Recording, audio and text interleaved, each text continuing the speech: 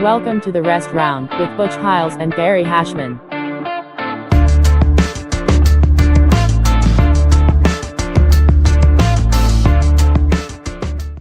All right, guys, we'll go ahead and get started, man. Let's obviously the Rest Round back with Gary Hashman, Butch Hiles, and today we got I think you call it the Pennsylvania Hitman. Is that correct? Yes, sir. Yeah, which is pretty awesome. And ironically, today, Dan, I'm in Pennsylvania. I'm in Altoona.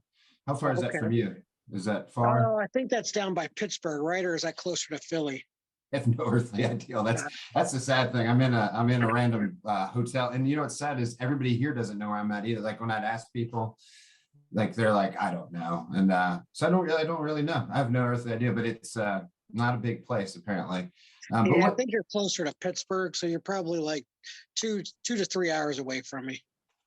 So what big cities are in Erie, Pennsylvania, or bigger cities? Yeah, Erie's like, I think it's like the fourth or fifth largest city in Pennsylvania, and we're an hour and a half from Cleveland, an hour and a half from Buffalo, and 2 hours from Pittsburgh. No, that's not too bad. So now, correct me if I'm wrong. You've obviously, most of what I've known you for, you've had a gym, but are you opening a new gym? Is that what I saw on Facebook? Yeah, I closed my gym down quite a while ago. I want to say it was probably like right around, maybe 2015 or 2012 or something like that. It just, I mean, you know how it is with, working and running a gym. It's hard to just keep that up. It's like two full-time jobs, and it was just getting to be too much. I just felt like my free time was more valuable than the time that I was putting into the gym. And I mean, it's a tough business because I feel like the stuff that you show them is worth way more than what they're really paying for it.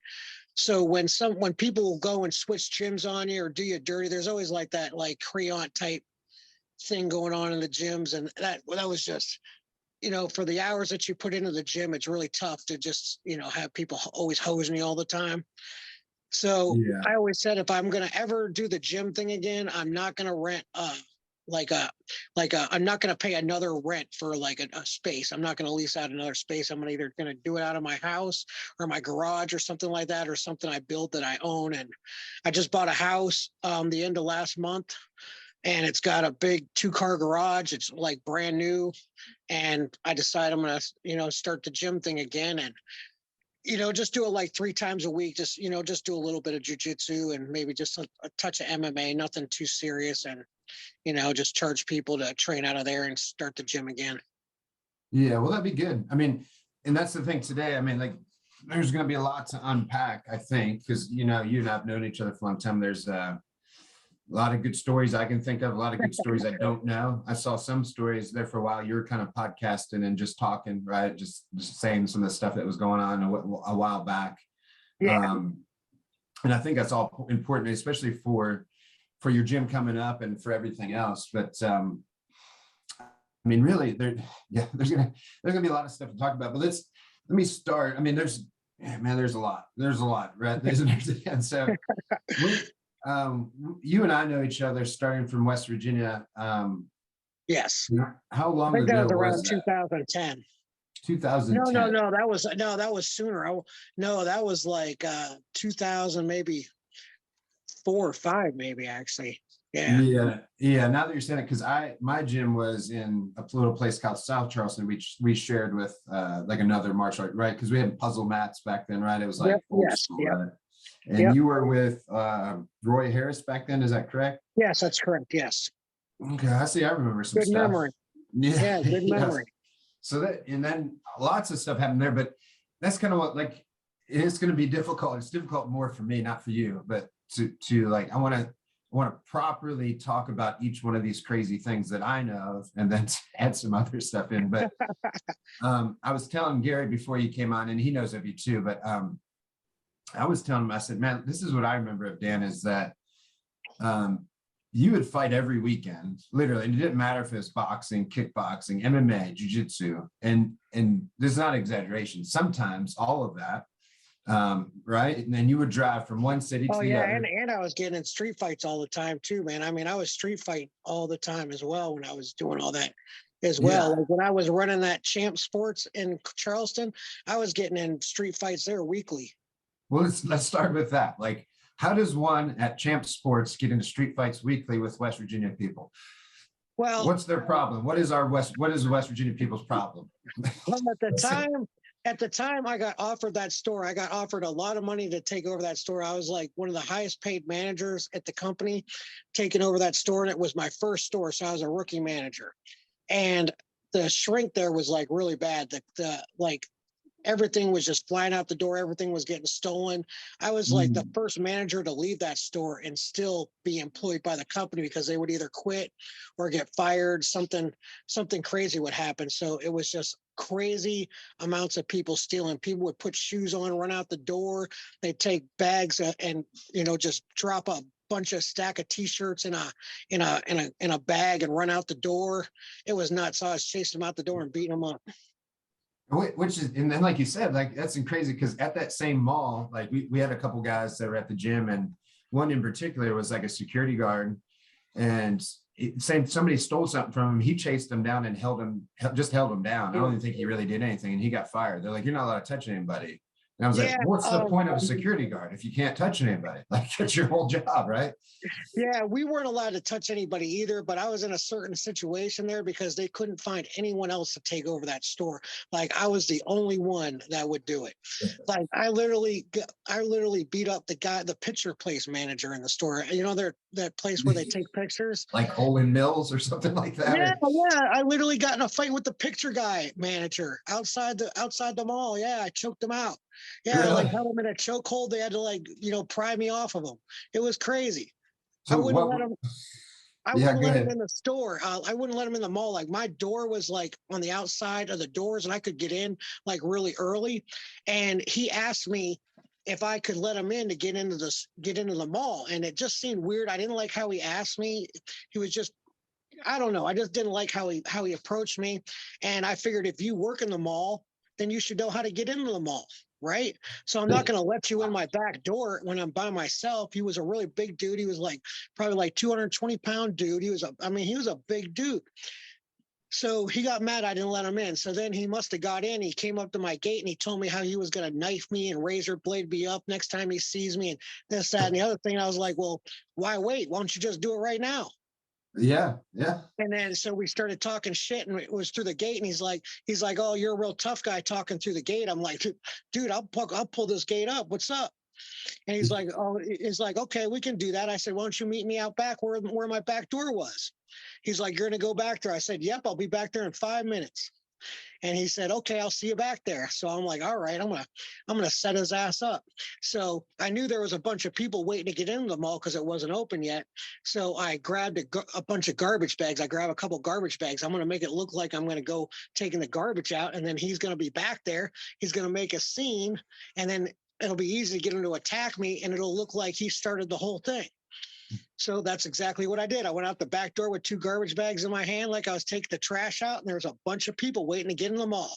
And he was waiting for him, and he started running his mouth, being a big mouth. Everyone's looking. He walked up to me, got in my face, and shoved me. I said, that first one's free. I said, "You touch me again, I'll fuck you up." And yep, he pushed me again. I took him down, started slapping the shit out of him. I mounted him. I started slapping the bullshit out of his ass, and he turned to his belly. I put the choke on him and started strangling his ass. And then the security guards came, the cops came, and they pulled me off him, and they talked to all the witnesses, and they said exactly what I knew they were going to say. I was going out to take the garbage out, and he just started a fight with me. Yeah. That's important, right? Like appearances perception is everything. That's the reason, like, if there's somebody coming at me, my hands were open and I was all defensive. But my intentions are to take you down and beat the shit out of you. It's nothing else. You got to remember, everyone's watching you. So, they're going to stand there and they're going to give a statement. And when your hands are up in a defensive looking position, they don't know what I'm saying to the guy. That's true. I could be calling him all kinds of names. And that's the one thing, us jiu-jitsu guys know is, that defensive position, right? You put your, like I teach in self-defense, put your hands up, because that way you're actually protecting yourself. You're able to strike, right? And everybody else thinks you're a pussy, but really you're up there. You kind of, you're ready for everything. Well, you say that, but all I'm thinking is I'm about to John Jones you, and I'm gonna stick these fingers in your eyes. That's what I'm doing. Yeah. Well, you guys got some fancy stuff, but that's the old Champ Sport. I don't even know if that place is still. I bet it's not, because I think that whole mall's ready to close down. I'm pretty sure. Oh, really? Oh, no kidding. Damn, that sucks. Yeah, yeah. Well, it's like and one side it's good, one side it's bad, right? Like nobody goes to the mall anymore for whatever reason. I think some of it is, it's funny because it has actually gotten pretty bad. Like nothing too crazy, but I think, for example, there's a video floating around of a guy going, another funny story. This guy was trying to walk into the mall, and he had a sword, and the security guard ran over him and was like, no, you can't go in. And the guy cocked the sword back. Oh, and then man. the security guard is like, go ahead.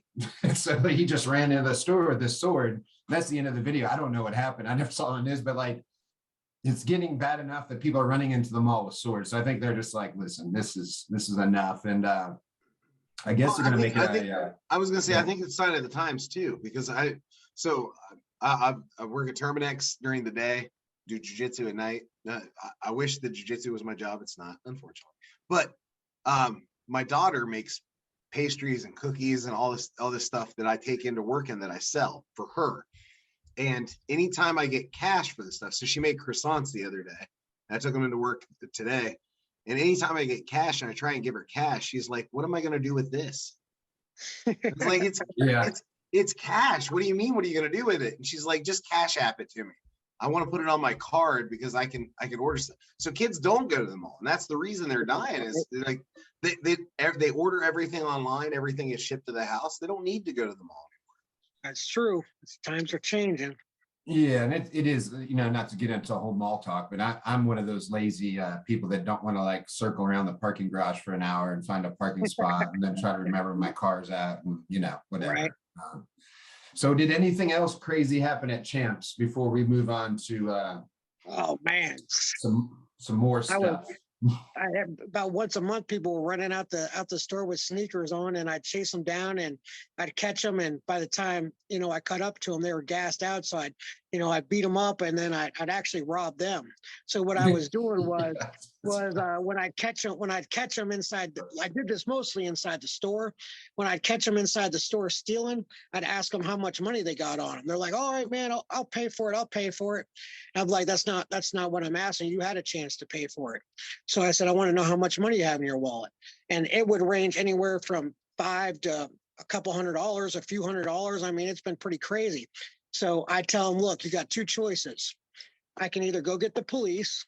And there, at the time when I was working there, they had like a little kiosk of the Charleston police that would, like, a couple officers that would work in the mall, because that mall was considered pretty dangerous. There were stabbings and shootings in there all the time.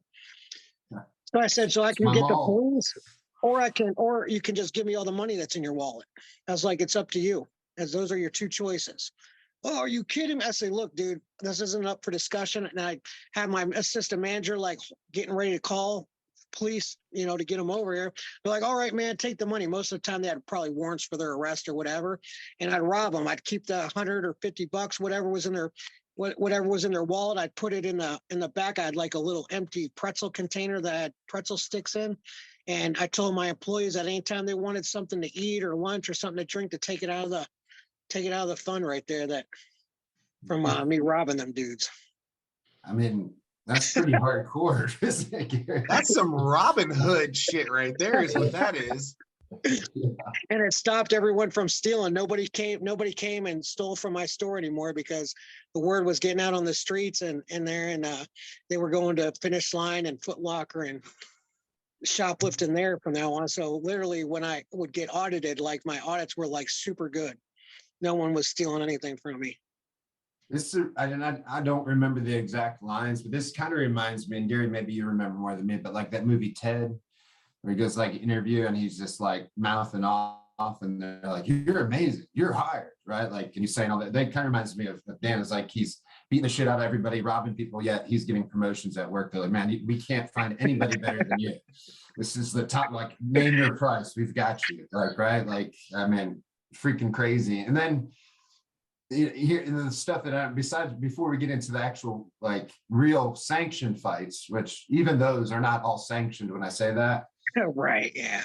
I do know, because at that point, my gym we had a lot of fighters, right? And had some stuff going. They were all bouncers at a couple clubs nearby, and then you end up being with them, Yeah, right? Adam, I moved in with Adam, and then he got me a job at one of the bars he worked at. So I was bouncing at that bar he worked at. I don't know what it was called, something Yes. Banana Joe's or something.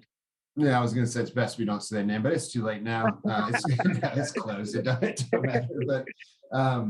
But yeah, and I remember, there's a bunch of stories. That place was wild anyway, and it ultimately shut down because it was so wild. But it was so wild, and I think we talked about this one other time on the podcast. But I remember going in there with a friend of mine and Hoist Gracie actually, and the place was so packed you couldn't get through. So we were trying to make our way through the dance floor. Actually, I think just to leave. We had been there for a while, and Hoist bumped into somebody. Nothing. I mean, literally, you could not bump into somebody. It was like so packed.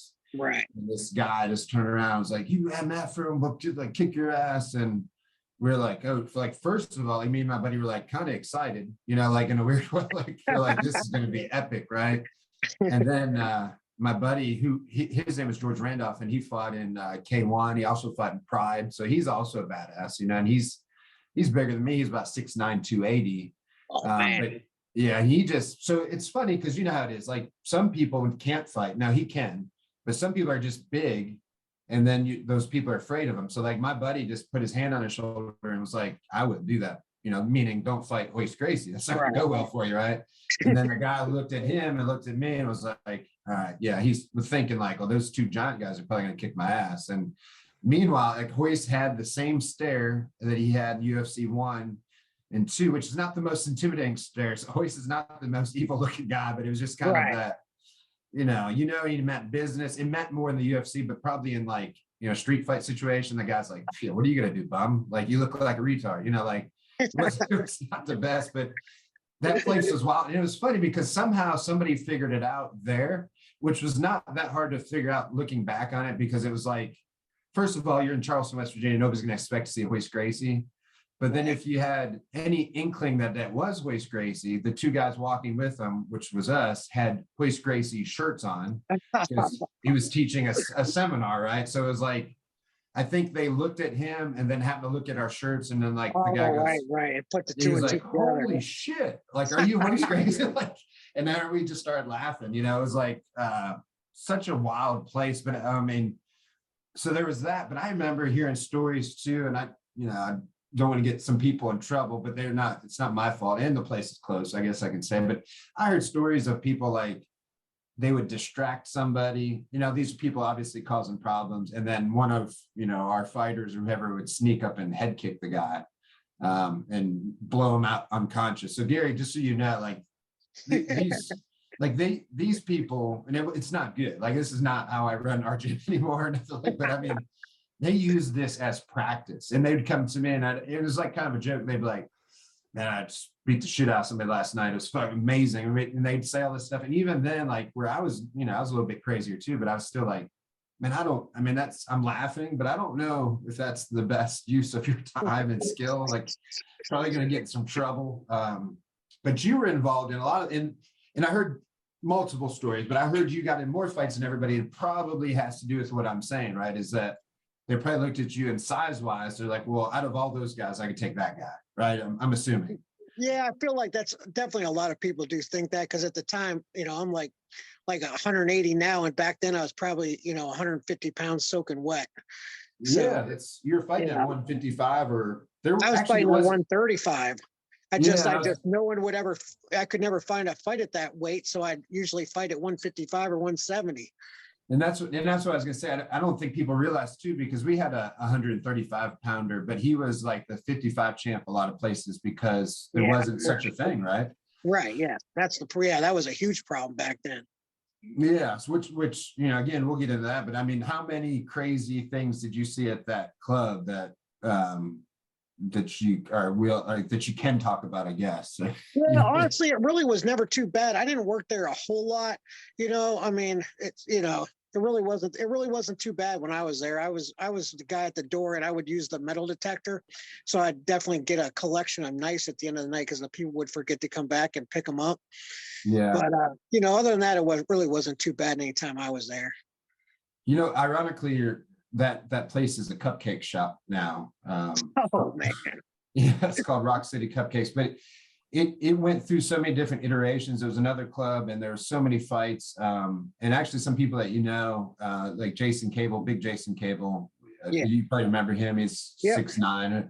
Oh yeah. Somebody came back and threw a brick at him, which they threw it at his face, and he's lucky to get his hand in front, but it shattered his hand. Oh wow.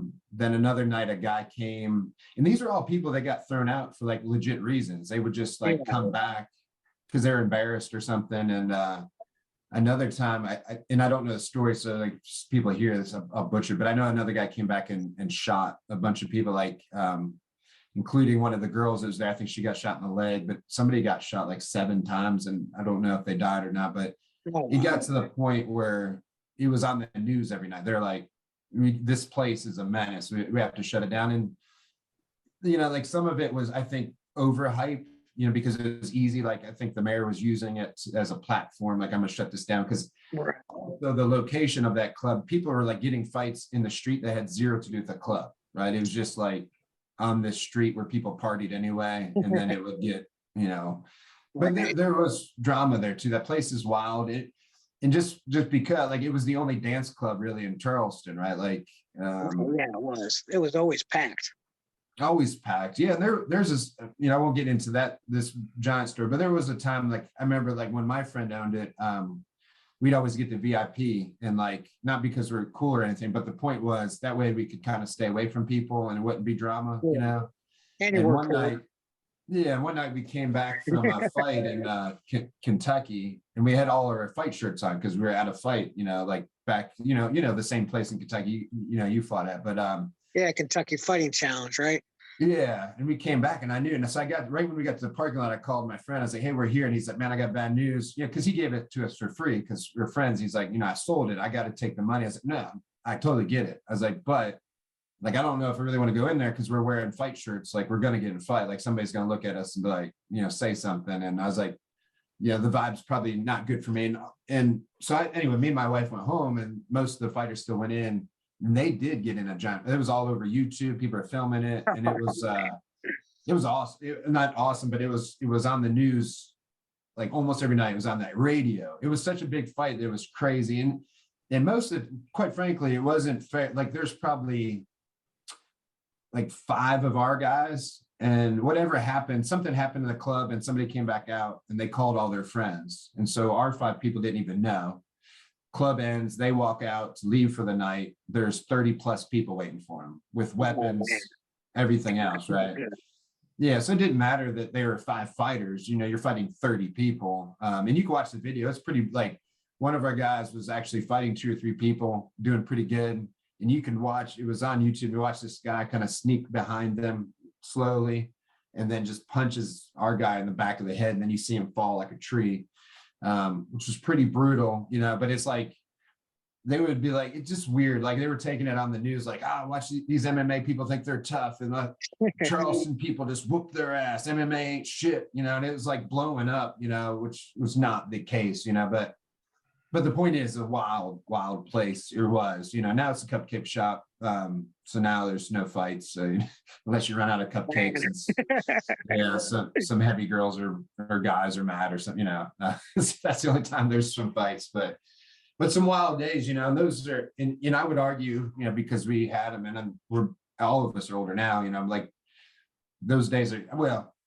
I was gonna say those days are out of us, but they're not, because you're obviously fighting street beefs and everything else. Those days are long gone out of I have no testosterone left, most likely.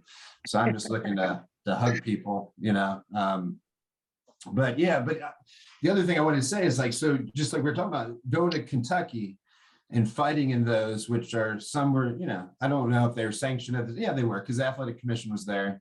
But well, it was crazy because I was a pro at the time. And I could only fight in Kentucky if I was an amateur. So they were paying me under the table, like, in the back rooms and stuff like that. So that's the only way we were skirting it. You couldn't fight professional in Kentucky. And I think the most important thing is we have to address the fact that it was called Kentucky Fighting Challenge, which is KFC. Right. And it was really the KFC. Yes, it's kind of crazy. Was there a belt that somebody got that was like biscuits and gravy, or like, I just like, like a wing and a everyone thigh. made fun of it for that too, which is funny, but yeah. Yeah, that was always a good joke. So I was gonna say you were fighting there, and so you would fight as an amateur, or you were like, I was a professional, so you can't really go from professional back to amateur back to professional. And this was kind of like before the athletic commission days. So this was before the athletic commission was involved in the sport. So I was just saying I was an amateur, and then afterwards they'd pay me whatever we'd agreed upon to pay me to fight whoever. And then that was, I don't know if the other person got paid or whatever, but I know I always did. Yeah, and just so you know, like Gary too, like it was such a weird thing back then. So weird, right? Like meaning that you could be pro in Ohio and then fight amateur in Kentucky. Right. Yeah, you're right. It's like nobody was communicating. And I wouldn't say like the fighters were doing anything illegal. It's not like when we're talking about it now in a civilized world, it sounds crazy. And it really was crazy. But it'd be funny. Like we had a fighter, Wes Lane, that had fought pro everywhere. He was a pro. And then, for example, in Kentucky, just like Dan said, they're like, well, I don't think you're good enough to be a pro. And he's like, well, I can't go backwards. I'm already a pro. And the thing is, like, he wasn't shitty. He was like really good. So they were just saying that because they were too lazy to sign some papers to make him a pro. Like it was like, or they wanted to, have some power. And again, like, and I actually liked those people in Kentucky. They were fine. So I'm not saying nothing bad. It was just like so odd the things that they would do. And then you could like bottom line was, especially like Dan, like those guys just want to fight. Like as long as they could fight, they were still going. You know what I mean? Yeah. And especially at Dan, I had never seen anything like it. So, for that example, like we would be in Kentucky and Dan would fight Friday night, Saturday night. I wouldn't hear nothing. Like Sunday or Monday, I'd hear he boxed or did something else the same. And correct me if I'm wrong, you may have changed your name on some of these. I don't know. No, I always fought under the same name. But yeah, I mean, I was fighting back-to-back weekends and things like that. I'd fight on Friday. I fought Roger Herta on a Friday night in Wisconsin. Then I flew from Wisconsin to Chicago and I fought Tommy Lee from the WEC on Saturday. Which exactly. And these are like quote unquote known people, famous people like Roger Herta was on the Sports Illustrated cover, and Tommy Lee was one of the best fighters in the world at the time in WEC, and trained with that. That one UFC guy that was always crazy. I can't remember his name. But that's what's crazy. I mean, I don't know if you heard this part, Gary, too, but like Dan is naturally a 135-pound fighter. There wasn't such a thing back in those days. It was like, right. Well, I think it's important. I think it's important to talk about it because you had those guys like the Frankie Eggers, the Jim Pulver, the Uriah Fabers, who didn't have a weight division. They could have fought at 125 all those years, and they were fighting guys at 155. I remember a lot of those things that were happening out in California that Uriah Faber was fighting. He was fighting at 55, and he didn't have a weight class. The guy weighed 125 pounds, 135 pounds. And he was fighting at 55. Same thing with Jens. Like there was no weight class for him. And I appreciated things like WEC for that because the UFC was staunchly against. They didn't want a small weight class. And the WEC came along and they put a place for those guys. And then from that you get the Dominic Cruzes of the world and stuff like that. But there was nobody was interested in a 25, 35 pound weight class. No, on our team, Marcelo Monteiro's team, he had Miguel Torres back then, who was like a murderer at 135, and nobody knew of him. And by the time he got to the UFC, I would argue his best days were behind him. Like he still had like a year or two in him, but like that was not the best Miguel Torres. Like that dude was wrecking people in his I actually fought Miguel Torres when the FC Fighter actually had him as the pound for pound best fighter in the world. He was pound for pound #1 at the time I fought him. Yeah, and that's what I remember. Then it's like so that's the other thing. I mean, you fought a who's who of people. I mean, in people that maybe people don't know, there's also, I think they're cool. Like Casey Oxidine was one. I remember that fight. Like you had him in a triangle. I don't remember how the fight went, but I remember a bunch because a lot of times I remember one fight, and it might have been that one that you might have been fighting Casey, but like on the way to the ring, Dan also got in a fight with like another guy. because the guy looked at him weird, and he was getting ready to fight, and Dan's like, "What the fuck are you looking at?" And the next thing you know, like on the way, we have to stop him from fighting somebody in the hallway. Was that the same fight which you later No, I fought think that that was guy? when I fought Ira Boyd. That's him. Yeah, you fought him a couple Yeah, times, so didn't you? I was thanking him because he was like a last minute replacement, you know what I mean? And he flew in from Texas or something, and he was a couple weight classes bigger than me, but that was the best they could come up with. So all I was doing was just thanking him for accepting the fight and coming out, and he shoved me and we almost threw down in the back room, and I had like a gi on. I was walking out in a gi. I threw that fucking gi off. I'm gonna beat this dude's ass, dude. Fuck this dude. He had me so damn mad. I held him in a triangle choke and choked him unconscious, and they were like forearming me in the throat to get me to let go. I held it until he passed out. I was not letting go of that dude. Screw that dude. Yeah, that was crazy. But every once in a while, it's okay to ignore the tap. Right? Yeah, I'll screw that. Yeah, I was choking him out, man. I was not going to let him go. No freaking way, man. He was rude, disrespectful, man. And nah, man, screw that guy. But he talked shit after the fight too, because didn't you guys have a war again after that somewhere? Yeah, we had a rematch in Columbus at the Arnold Classic, and it was a draw. That's on UFC Fight Pass. Actually, what year was that? Because I actually may have been at that fight. It was when it was in a hockey. It was like in a hockey ring. Nationwide? I think so, maybe. Yeah, I think so. Yeah. I'm pretty sure I was at that fight event. Yeah, it was a hook and shoot event. Yeah, I'm pretty sure. I'm 80%. I was like the co-main event. I think I was the co-main event that night. Sounds right. That sounds right. I was like right before Aaron Riley, I think, fought that night. Yes. Yeah. So I was there. Yeah. Well, and here's another kicker to that story, Gary, which is, so they had a war, if I'm not mistaken. I remember like seeing you at some point, you were kind of shaking. Like it was like, oh, I thought I was going to die afterwards, man. I got real jaundice and I was turning yellow. Yeah. I don't know what the heck happened to me. If it was from the leg kicks or something he was hitting me with or something. I was like freezing afterwards, and I just could not like shake it. I went back to the hotel room, and I just pretty much just kept filling it up with hot water, just trying to keep my body temperature up. And then it just, it went away. And then he competed in the jiu-jitsu tournament the next day. Yeah, I came in second. That's what I'm saying. So like he goes from like, my liver might be failing, I think I'm dying, to like the next day he's like, I guess I'm gonna enter this purple belt tournament. Well, I already signed up for it. I pre-registered, so I hate to let that money go to waste. Yeah, I guess. I don't know. You're the David Goggins of MMA back in the 2000s or something, where you're like, I was pissing mud, and then the next day I just went ahead and fought anyway. You know what I mean? Yeah, nuts, right, Gary? It's absolutely nuts. If I sneeze hard enough, I get a cramp, and I'm done for the day. I don't need to do anything else. So I can't imagine fighting 3 times or 2 times on a weekend. I can't do that. How many times now were you in tournaments back then too? Because those were the tournament days still, right? Yeah, I did a couple. I did a couple danger zone tournaments, and I also did a hook and shoot tournament for their belt too. And I fought. I ended up fighting. Oh my god, he was a really good guy in the finals. He tapped me with an armbar or something. Oh man, I'm terrible with names, but yeah, I've definitely done the tournaments for sure. I went to the hospital at that tournament because my ear. I had real bad cauliflower ear, and someone punched me in the ear, and it like exploded. Blood was everywhere. It was super crazy. But even though, and I don't know, because I often tell people at the gym about this, and I don't know how familiar you are with this, Gary, but hook and shoot is like a little known tournament for your casual fan, not tournament, but a promotion.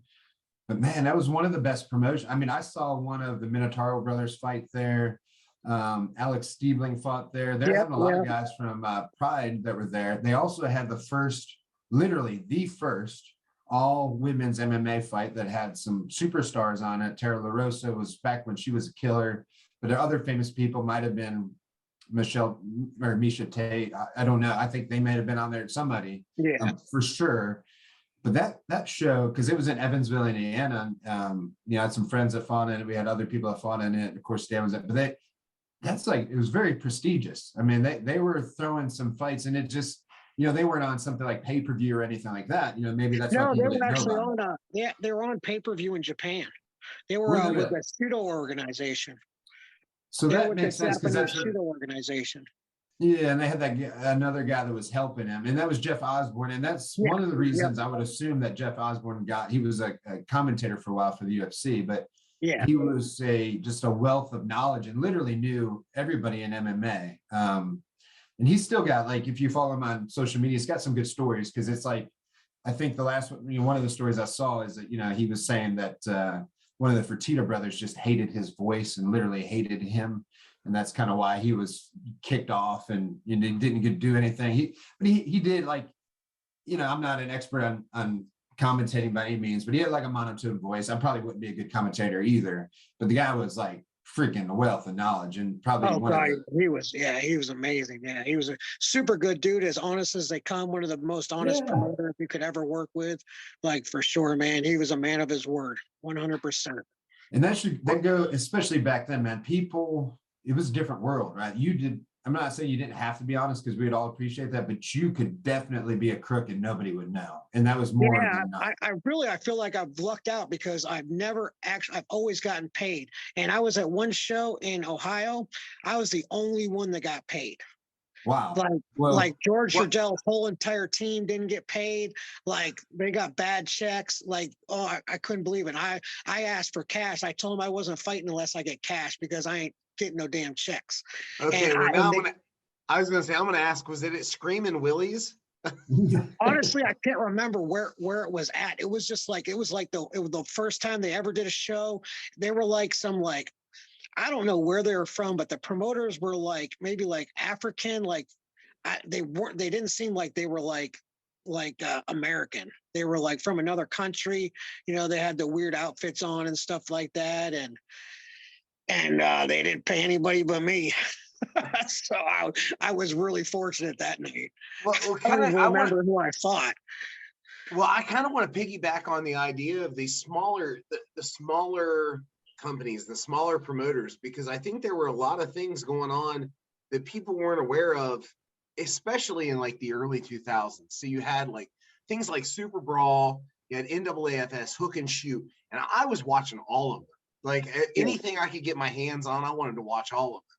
And a little bit, there was the Bodog fights, and that was a little higher tier than like Super Brawl or you had King of the Cage also. But Super Brawl was amazing too, right? Like, I just want to bring it in because that's another one. If people don't know about that, that was amazing with TJ. TJ was the promoter. I don't remember his last name, but yeah.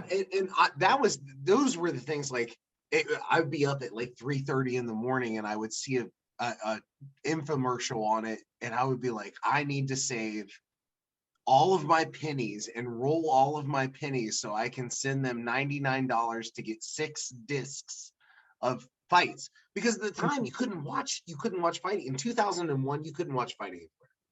It just wasn't. People don't know that either. Yeah, right. Yeah. Like, there was no UFC was on in Canada, but then not the US, right? Yeah. And so anytime I would see something, it was either I would have to go to the store, the video store, and rent the video and take those fights back. And then I would watch those 10 fights over and over and over again. Or this infomercial come on, it'd be like NAAFS or King of the Cage, and I would it was $99, and at the time it was a huge amount of money for me because I was working at the fucking pizza shop or whatever it was. But I would roll pennies so that I would have enough to get the Super Brawl videos, and I don't think people realize how few and far between fighting was at that time.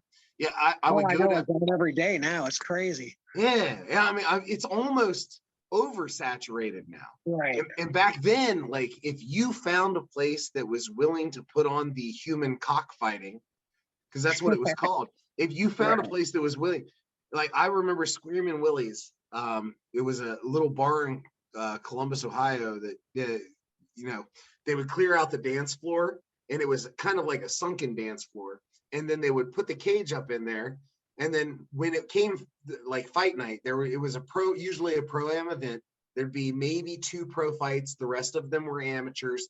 And they would come out as people were standing in line, getting ready to go in. They'd be like, "Hey, we need somebody who weighs 170 pounds. Anybody want to fight?" And of course, it would be some guy with tattoos all over his head and face. And he'd be like, "Oh, fucking fight!" And he'd go in and get just manhandled by a wrestler. But like those days, like they're just fighting wasn't on the way it is now. You know, you had senators. You know, John McCain was doing everything he could to stop it from being a professional sport and wanted it outlawed. And yeah, I mean, it wasn't even called MMA at the time. You know, they were calling it different things like NHB, extreme fighting. Yes. You know, all kinds of crazy stuff. Yeah, it was crazy too. Like if you look back, you speak of John McCain, right? Like most of this stuff was not what you think. It was like not that people didn't want fighting. It's like, you know, the alleged story of John McCain was his wife had something to do with Budweiser, right? And Budweiser's a big boxing promotion, and so it's kind of holding the UFC back because they didn't want to lose. Things that don't even make sense today, because you're like, why wouldn't Budweiser just sponsor UFC? Which they did, right? That was whole Brock Lesnar controversy where he's like, I'm gonna drink a Coors, and then he had to go to the press conference with 2 Budweisers in front of him, right? That's not how it works, but yeah, that's what it's, and I guess that's how everybody was with everything, because I think we, you know, as major fans, and Dan as obviously is one of the competitors in this part, look back at those days fondly. I can name all the great things, and I can never stop everything we just mentioned and more. There's a lot of bad stuff too, right? Like the not getting paid, the getting screwed over, driving 1,000,000 hours to get to somewhere, spending your gas, and then the fighter's not showing up, or the, you know, tons of stuff that were bad too. I mean, like, you know, those Kentucky shows, I remember that at one point, you know, they were throwing them in a hotel, but the hotel was abandoned, but they were still giving us rooms in this abandoned hotel. It's so like, I mean, you name like you wouldn't believe the stuff that we could tell. You know what I mean? It's crazy. Yeah, I think if my wife now won't, you know, sleep in like a nice hotel. Like imagine if me taking her to this abandoned place and like, oh, don't worry, I know they haven't cleaned this thing, but you know, we'll be fine. You know, but I look back on those days so fondly, and it's again another reason I was looking forward to this, because of talking to somebody that was in the middle of it, and it's got all these crazy stories, and that's what I was prepping Gary for. I knew Gary, knew you a little bit too, but I was like this is one that you know, since we've been doing this podcast and everything, I was like, man, I want to hear all the craziness, because like it makes me happy, because it was some wild times, you know, and yeah, it's just like even those little bit, like I'm sure there's so many more stories like that we can think of during those days that went on. It just so wild. And the people we met, you know, I think, remember that big Papa Schnocky guy that died? I don't know if you guys remember him, but he was a good announcer, right? Do you remember that guy? Yeah. So many characters too that came out of that time. You know, I mean, I remember I don't know if you remember like Carrie Shaw doing that ice show at Gurgel's gym. Yeah, I almost got in a fight with Tim Sylvie at that show. Did you really? I thought I was going to have to hit him with a chair or something. He's a big old dude. Yeah, he was trying to bull me off my table. I was selling T-shirts and like videos and stuff, like, you know, just to try to make some extra money, you know, and he was trying to sell some stuff too. And I guess he didn't bring a table. So he came over to my table and asked me if he could, like, you know, could share it. I'm like, no, dude, I got it full.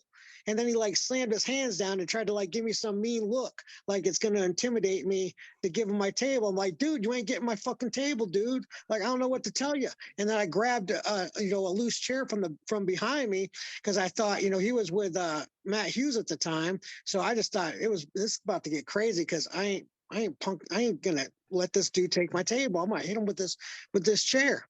And then he just gave me that dirty look, and then he went about his business and found a table. So I thought we were about to throw down though, because he was trying to like scare the shit out of me, thinking that it was gonna work. See, I have like the opposite story. It's a similar story. It's like I had a table selling T-shirts at a hook and shoot in Indiana, and Pat Miletich came over and said, hey man, can I sell some shirts at your table? And I was like, sure, it's Pat Miletich. Well, why not? You know, like, I just like to talk to Pat Miletich. So I still have pictures of me actually selling his shirts. I was like, and I still have like I like that night so much that the shirt that he gave me for helping out is still hanging in my closet. And every year my wife's like, "Are you gonna throw this away? You don't even wear it because it's like a long sleeve white shirt, and I've never wore a white shirt ever because I'm fat." And she's like, "Are you gonna get rid of this?" I'm like, "No, it's a lot of good memories in that shirt." And then ironically, not ironically, but I shared that picture with Pat Militich like a month ago. And he was like, "Oh yeah," he doesn't remember that, but he pretended he did, you know. He was nice enough to feign that he did. Yeah. So we have totally different, like Dan's like, "Fuck you, I'll kill you." And I'm like, "Yeah, I'd like to know you." Well, I So did sell t-shirts with Robbie Lawler one time. I let him sit next to me and sell t-shirts, because I had room though, you know what I mean? And me and Robbie Lawler sat back and kicked it. He's like one of the coolest dudes ever, but I don't know. Tim Sylvia, he was kind of a douchebag. The only story that I have with any UFC fighter, and it's sort of somewhat in between both of yours, is I was getting ready for my Fight to Win match in Cleveland. And I'm literally getting ready. My match is next. I'm getting ready to go down the catwalk, and I'm bouncing back and forth, trying to stay loose, trying to keep my mindset good. And then somebody like, boom! I feel like I got hit in the back, like a shoulder in the back or something. And I'm like, son of a bitch, who just shoved me? And I turn around. What it was is all the wires and stuff that are, you got the smoke and the wires for the monitors and all that shit. And somebody had tripped over those and bumped into me. And I turn around, and it happens to be Stipe Miocic.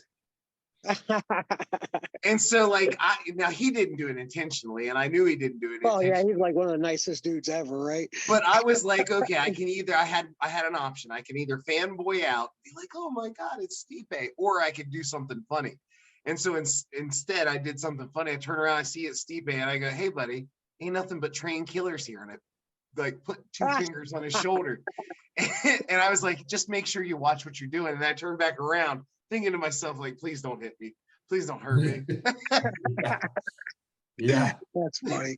Well, hopefully, speaking of it, hopefully he gets his fight. I heard on the recent Joe Rogan podcast I've heard that anyway, but that's the plan, right? So he will get the winner. But what I was thinking when they said it, first of all, I'm happy for him. But the other thing I was like they stack the cards against that MFer. Like he fights once every 2 years.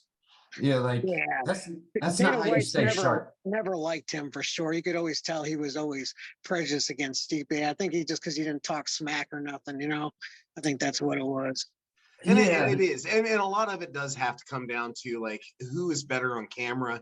And I'm not trying to don't take this as me taking things away from Connor or Chael. But those guys were always good on film, right? And they were doing wrestling promos where Stipe just came in and he said, "Hey, I'm here to work." And but you know what? I think they could have helped him with that though. I feel like they could have at least coached him a little bit. Like, dude, he's like Russian or whatever. You know what I mean? So like, dude. And he never swears. So his coach should have told him, "Hey, look, we need to draw some attention. So I need you to drop the F-bomb a couple times in this next article and talk about how they're fucking hosing you and fuck this and fuck that and it's bullshit. And I'm gonna beat this dude the fuck up or whatever." Because there's nothing scarier than like a Russian gangster like that, like that tone that they have. You know what I mean? The way they talk. Like he could have totally played that off a little bit, just every now and then. I agree with that a little bit, but they did a fine job promoting Khabib.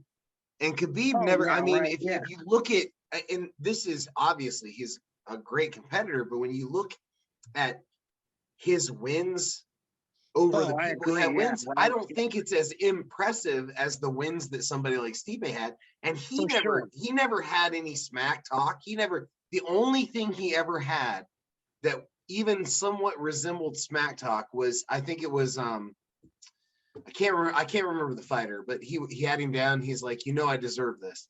It wasn't Edson Barbosa. It was after Edson Barbosa. Wasn't it like Michael Johnson or something like that? Michael Johnson, that's who it was. And he was like, "I deserve this." And then the other time was when he had Connor, and he was like, "Let's talk now." But that was in the cage. Yeah, you got a point. There was never anything outside the cage. They never had any problem promoting him. And I don't know what weird. You got a point there. I don't know what to say about that. I agree. I think he should have got a manager like Bobby Heenan and let the manager do all the talking. I would agree with that. That would help. Yeah, that's the next stage in the MMA evolution, is just a shit talking manager like Paul Heyman, Bobby Heenan, Jimmy Hart, right? Just somebody, and that would be, and maybe they could assign him. Like, listen, just to your point, you need a coach. Be like, listen, you're not really good. Here we have this one guy. Maybe by the time that is, like, maybe Connor is retired from fighting, and he could be the manager. He could just come out there and talk all this shit.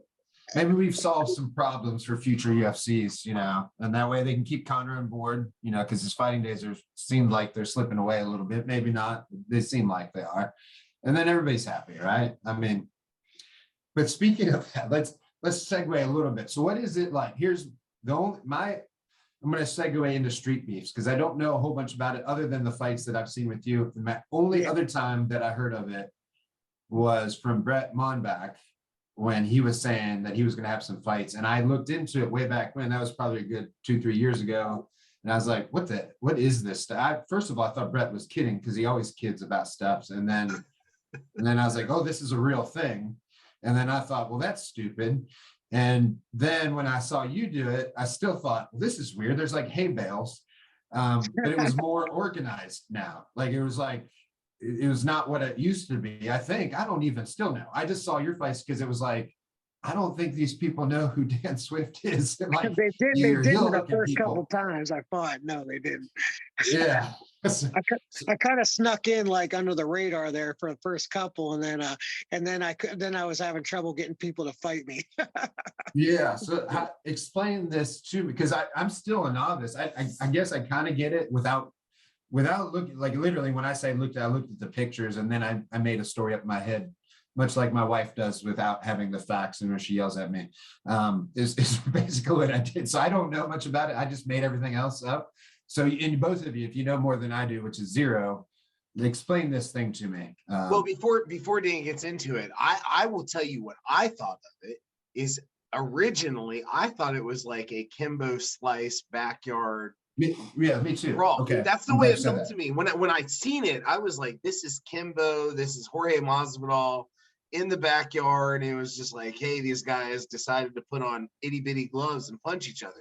And so when I seen Street Beefs originally, that's what I thought of it. And it turned out, like, later on, and listen, I'm a guy, I'm a boy. I love fights, right? And anytime there's a fight on, I want to see it. And so I watch all of that stuff. And you see, like, oh shit, they're actually getting skilled guys on here who can actually fight. And one of the fights, which is funny because I seen before Dan, I obviously knew of you before, but then I was like, Dan's on Street Beefs and he's going for heel hooks on Street Beefs and a guy in fucking Air Force Ones. Like, I was like, what is going on here?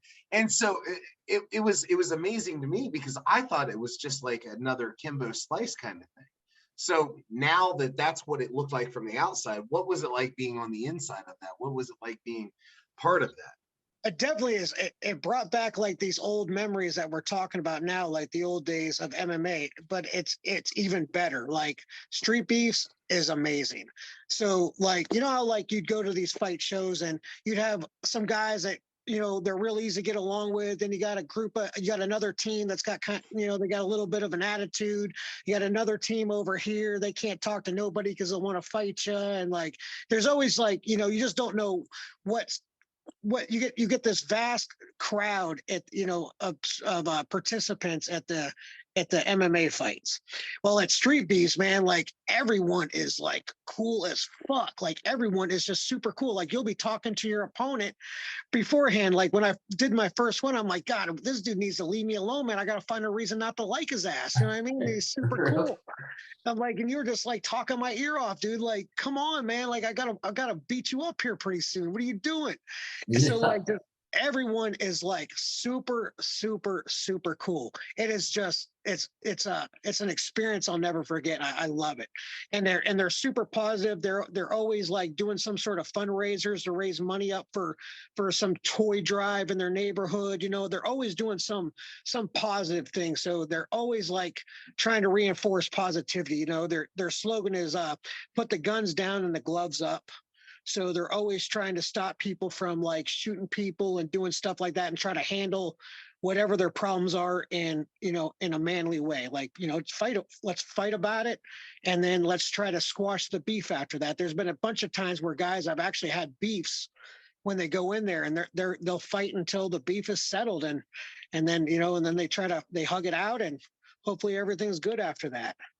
So Well, it's been a super positive experience down there for sure. It's not what I was expecting at all. In a good way, right? Like to think what Gary and I thought, and it's still not bad, even if it was Kimbo Slice's fights. Like obviously we all watched that, but to hear that they're doing toy drives, and I'm like, what the heck? That's why you don't make a story up in your head, because I had the wrong impression altogether. Right? That's amazing. So the promoter obviously is a good guy, or the group of people. His last name's Wilmore. I think it's Chris Wilmore. We always call him Face because he's got like he was in a house fire, so he's got some burn marks on his face. So we always call him they call him like Scarface. So he's the one that runs it, and he has a bunch of guys that are like helping him out with it, and they're trying to take it to like another level. Like I think they're about to get some TV deal or something like that, and like they got a bunch of stuff going on. They got some sponsors now, and so they're really trying to like take it to another level.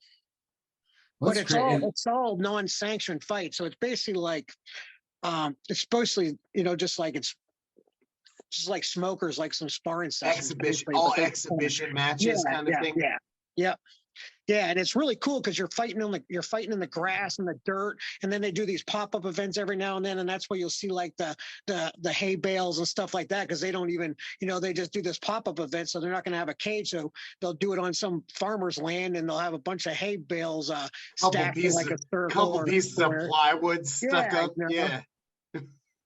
So now they're doing these dark room fights where they're like kind of like fighting in like in a building or something like that. So they're doing some weird thing now called blackout fights, where it's kind of like a dark room fights. I mean, so the room is kind of darkened, and they're doing some stand-up MMA stuff in there now.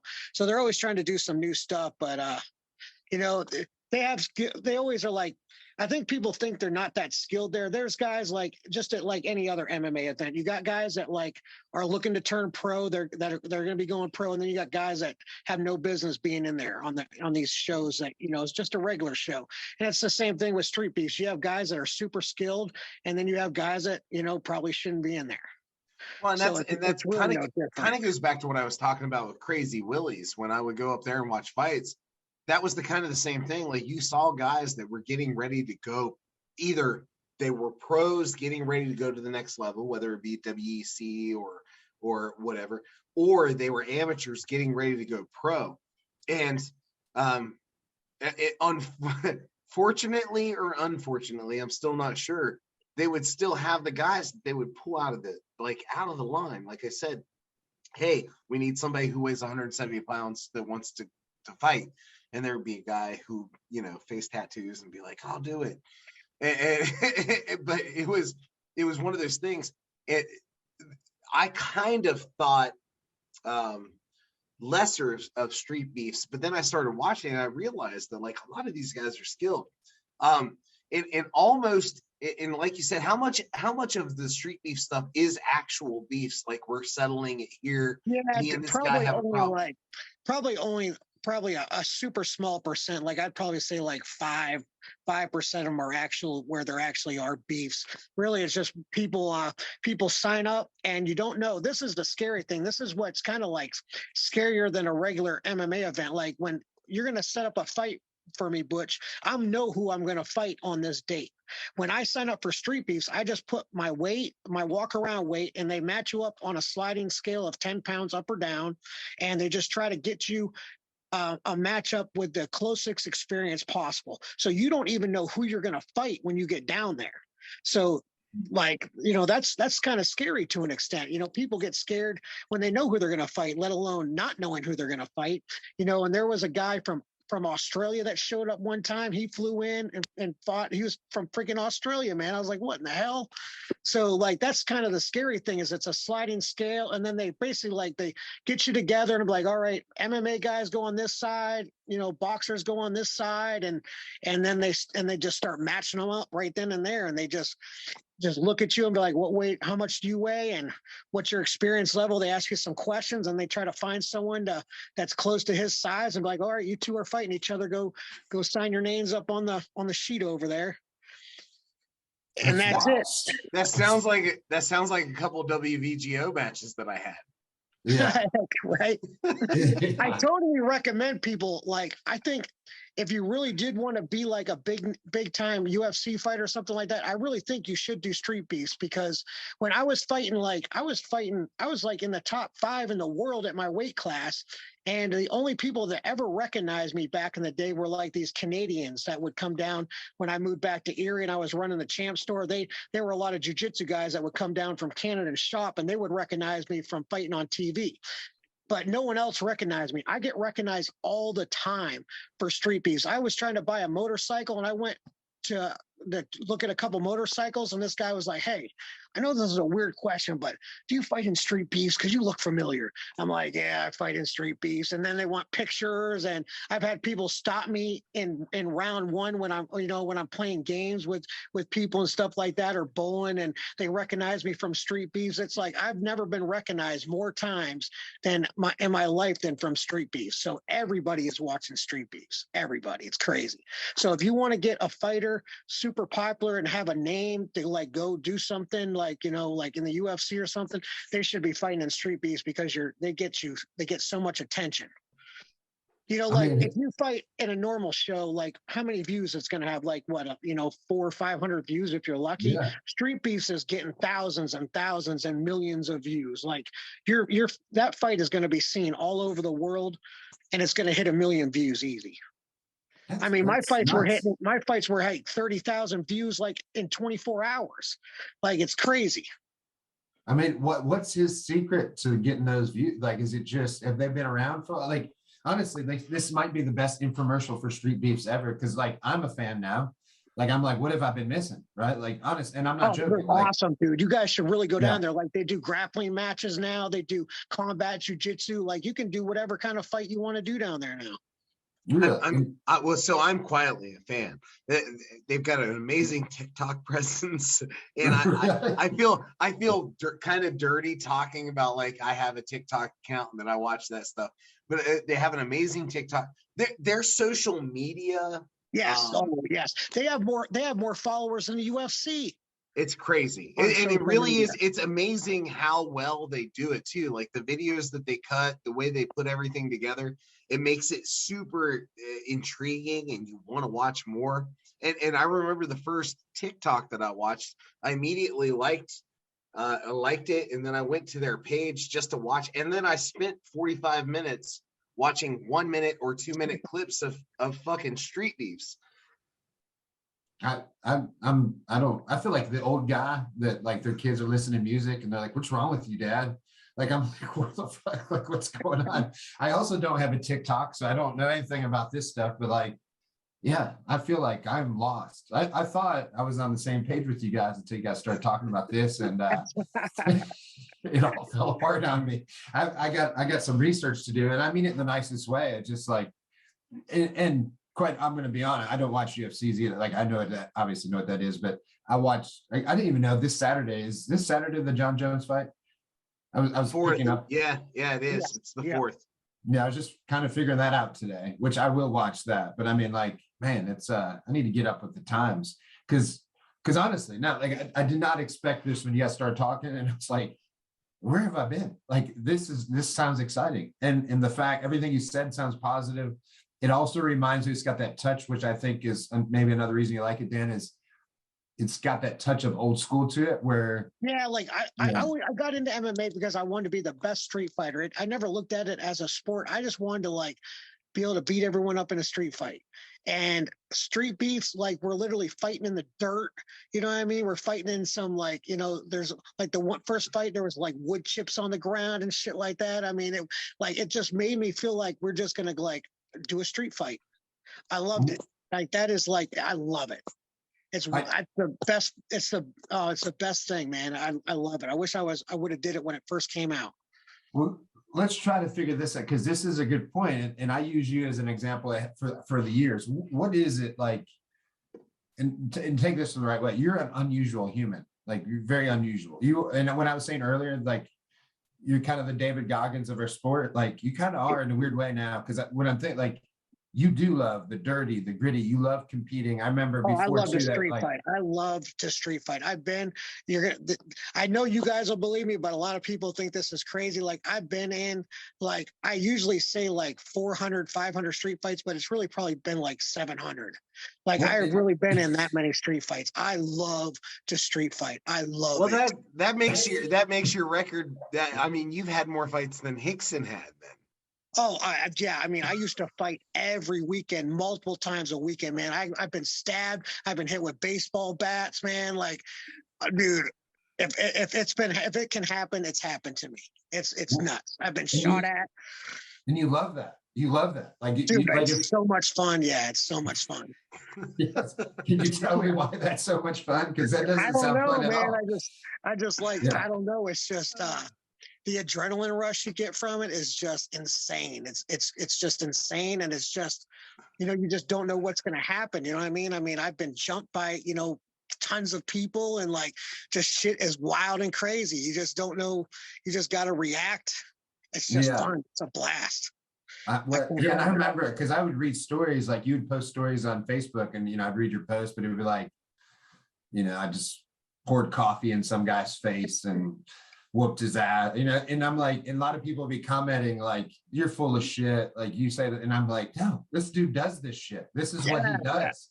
Yeah, anyone that knows me can vouch for like all these stories. Like you can go ask if Champs is still down there. Go ask anybody that's been there. Like they will tell you all the fights I got in down there. It was crazy. So is it like is it just like as soon as somebody says something where you're like, let's just go fucking fight, let's just go? Well, that's what people always wonder. Like I want to say that I don't start the fights, but I try to finish them. So like what someone might be like, like someone will walk by and be like, say something to you, you know what I mean? Like say some stupid shit like about your girl or something like that, or something like that. Like I'm going to antagonize them to want to like swing at me, to hit me or something like that. And it's on. So I'm going to continually insult them. And I can have like a short conversation with somebody, and I just know what will just hurt their feelings the most. I can just find that weak spot in whatever would hurt their feelings, and I'll find it, and I will focus on it, and I will just make you cry, or I'll piss you the fuck off. Okay. I can just figure out what would hurt your feelings the most, and I'm going to attack it. See, okay, so that's our biggest difference then, because you're looking for the nuclear button. Yes, absolutely. Yes. I want to push it, because I look at it like this. Like you obviously said some ignorant shit to me, so I'm going to teach you a lesson that you should just mind your own business and leave people alone, because I ain't staring at you. I'm not looking I'm the most polite person in public. I say excuse me, I hold the door open for people. I do all that shit, but if you start some shit with me, I'm going to take it there. I'm going to take it there. And see, I'm the other person. I'm looking for the redundancy system to shut down the nuclear fallout. So I'm like, it was probably my fault. I'm sure that I was an asshole. I'm sorry. You can go ahead in front of me. And so my default is to like, I don't want to make this a situation. That's my default. I want to be I'm not trying to be a pushover so much, but this is not my battle to be won. And I feel like Dan is like, oh, there's a fucking battle? How do I throw myself into this without being the bad guy? So how is that? And this is a question I actually would like to know. Like, how is it? How do you reconcile them people like us? Because I know it'll be the same thing when you open your gym, and you were teaching at Dig City. You're big on competition, right? Like I know at one time, if people weren't competing, you weren't going to rank them. Is that still kind of? I wouldn't do that anymore. I was kind of like I was pretty overboard back in those days. I I had some maturity to do, I think, in the, as far as the martial arts goes and stuff like that, as far as like, really like, I still think you should compete. I think you should at least try at least once or twice. I don't really think that you have to do it like how I used to feel, you know what I mean? But I definitely think there's obviously a difference between the blue belt that competes and the blue belt that doesn't compete, and the purple belt that competes and the purple belt that doesn't compete. I still tend to still have some of those same values. Like I always tell people, I'd rather be the best white belt in the world than the worst blue belt. You know what I mean? So like, and I say that, and I don't say brown belt or black belt, because in my opinion, a white belt is a very important belt level. People don't understand. You really do earn your white belt. If you earn your white belt by showing up that first day in class and buying that gi, that's a commitment. Yet that's a step in the right direction to training in an art that, is going to hopefully last you a lifetime. So you earn your white belt. So when people post that, like, oh, this guy's bragging because he won white belt worlds, what a dork. Like, what are you talking about? Are you kidding me? He's the best white belt in the fucking world. Like that's a major deal. Are you kidding me? And it's the same thing with like when I see like people like talking crap on people that got like second or third place in a tournament, and they post a picture and there's only like 2 people on the podium. You know what I mean? That's a huge deal to me. I don't care if you didn't win a match, dude. You got second place. There was tons of people that could have showed up and put it online. You had the balls. You paid the money. You stepped on the damn mat. It don't matter what happened, dude. You did it. These other people are sitting at home saying they could have did it. You did it. You went and did it. I don't care how many people didn't show up. You got second place, dude, and that's important. That's big time. It's not the critic that matters. And I talk about that quote all the time. Guys will show up. I had a guy that went to a competition. He ended up getting third place, and he got the consolation third place prize, right? He was like, do I even go and get that? Do I even get that medal? Absolutely. Absolutely, you go get that medal. And the reason you do is because 500 people sat at home and they didn't show up. Exactly. You got out there on the mat and you fucking put yourself in that shit. You were in the middle of it. Wear it proudly. Absolutely. Now don't go on there and don't go online and make it sound bigger than what it is. Right. Absolutely. But you earned that medal. Every single bit of it. And it bugs me a little bit because people do talk shit about guys who go to competition. Ridiculous, dude. It's stupid. Yeah. Listen, behind me, I've probably got a few consolation third place medals. They're up there, and now I'm not going to talk too much shit about them because I got my ass beat to get those third. But I showed up to get my ass beat to get those third place medals. That's right. They still weren't. They still weren't free. I took an ass whooping to get them. For sure. Yep. I agree completely. So I am a little different as far as that stuff goes, but I still think competing is important. Well, but it goes to like all these stories, right? You're a different kind of human, like honestly, in a good way, right? And you should, whoever runs the gym is kind of the personality you're going to get, right? And I think talking to you and hearing, especially that's the most passionate I saw you when you were talking just now, right?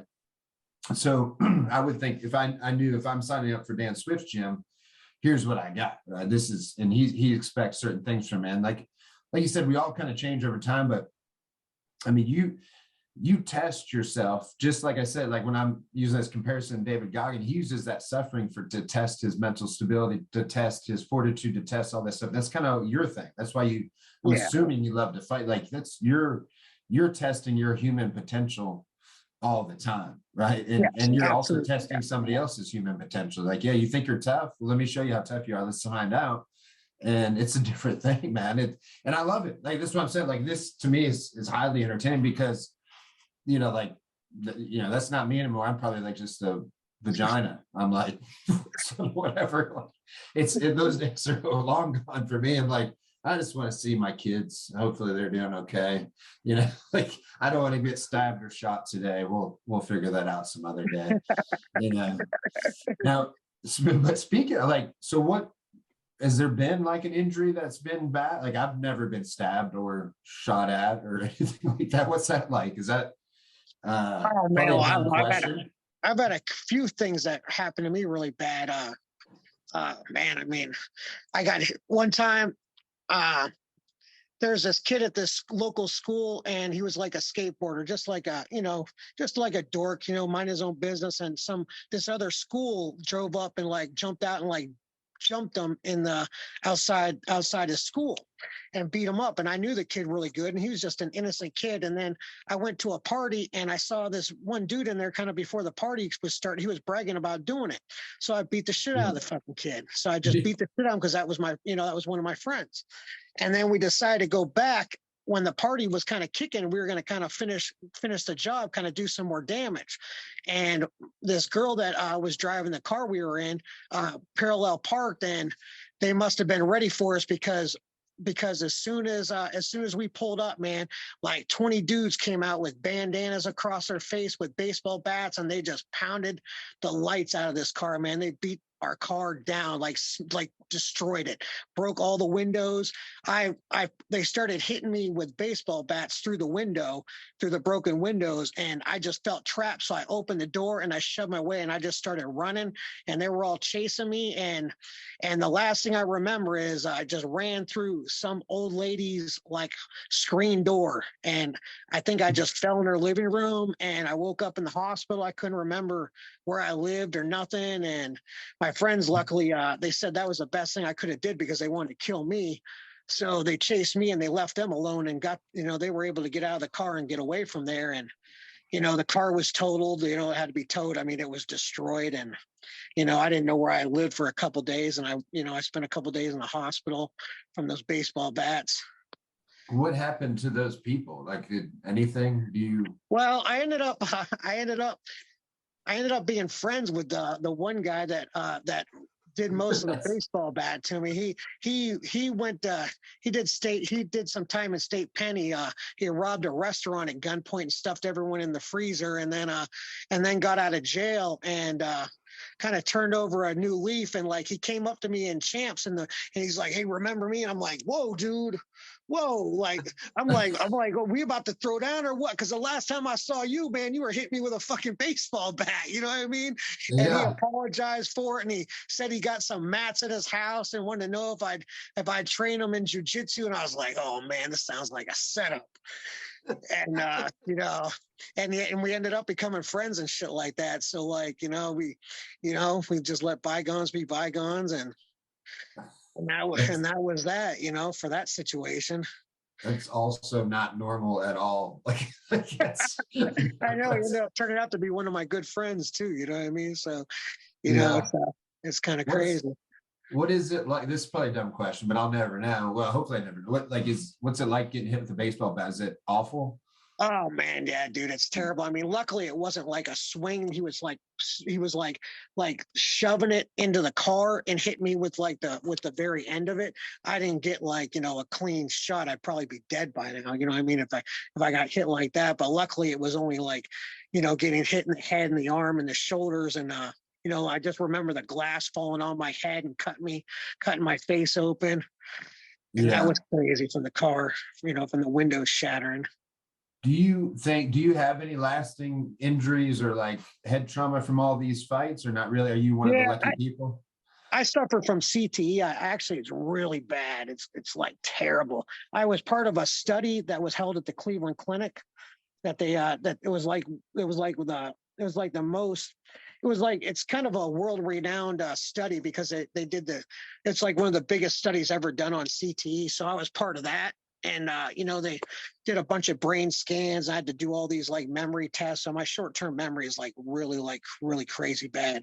I struggle remembering things that happened yesterday or a couple days ago, or, things I say. My girlfriend's always constantly telling me, "Yeah, we talked about this already. I told you this and that." I'll ask her the same questions over and over again. And it's kind of a super, it's like a joke now. It was kind of embarrassing at first, but now we all kind of just laugh about it because I realize I'm doing it all the time now. So you just kind of get used to it.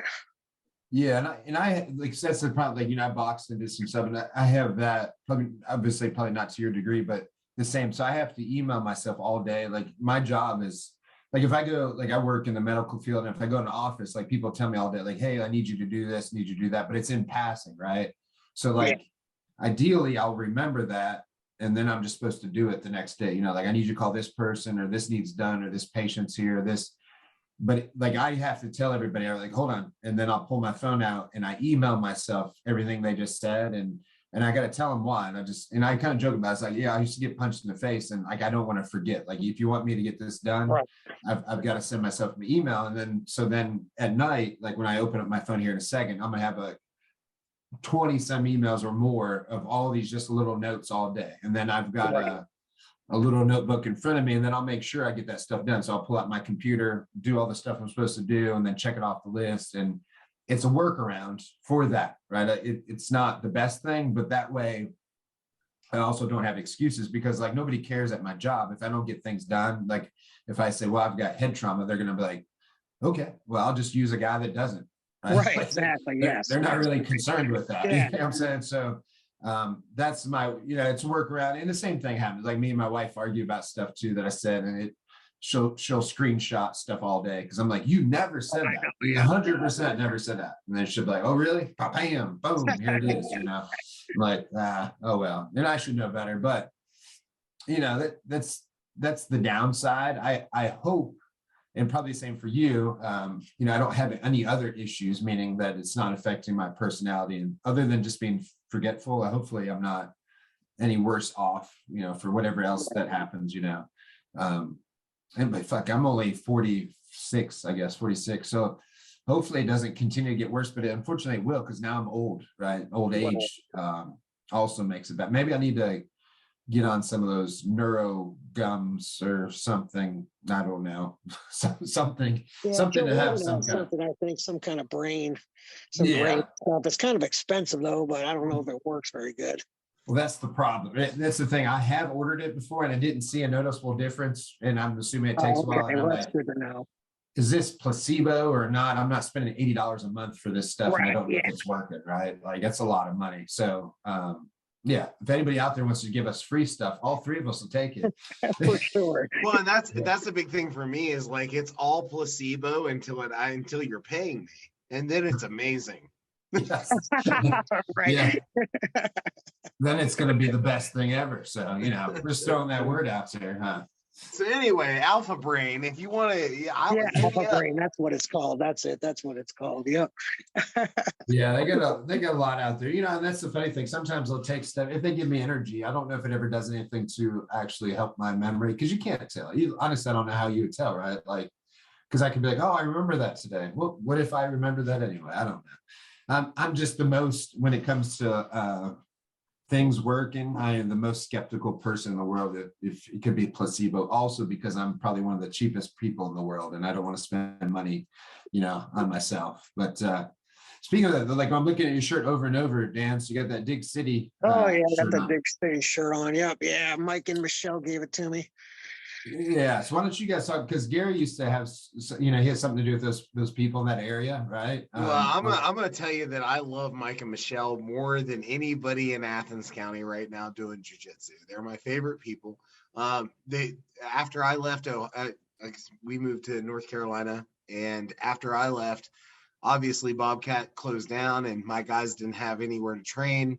And there was another academy that was close by, but a lot of the guys came to me from that academy. I left that academy as well, and there was issues, and that's not to say anything negative about them. It was just that their thing was different than what I was doing, and Dig gave my guys a place to land when I left, and I am nothing but grateful for Michael and Michelle.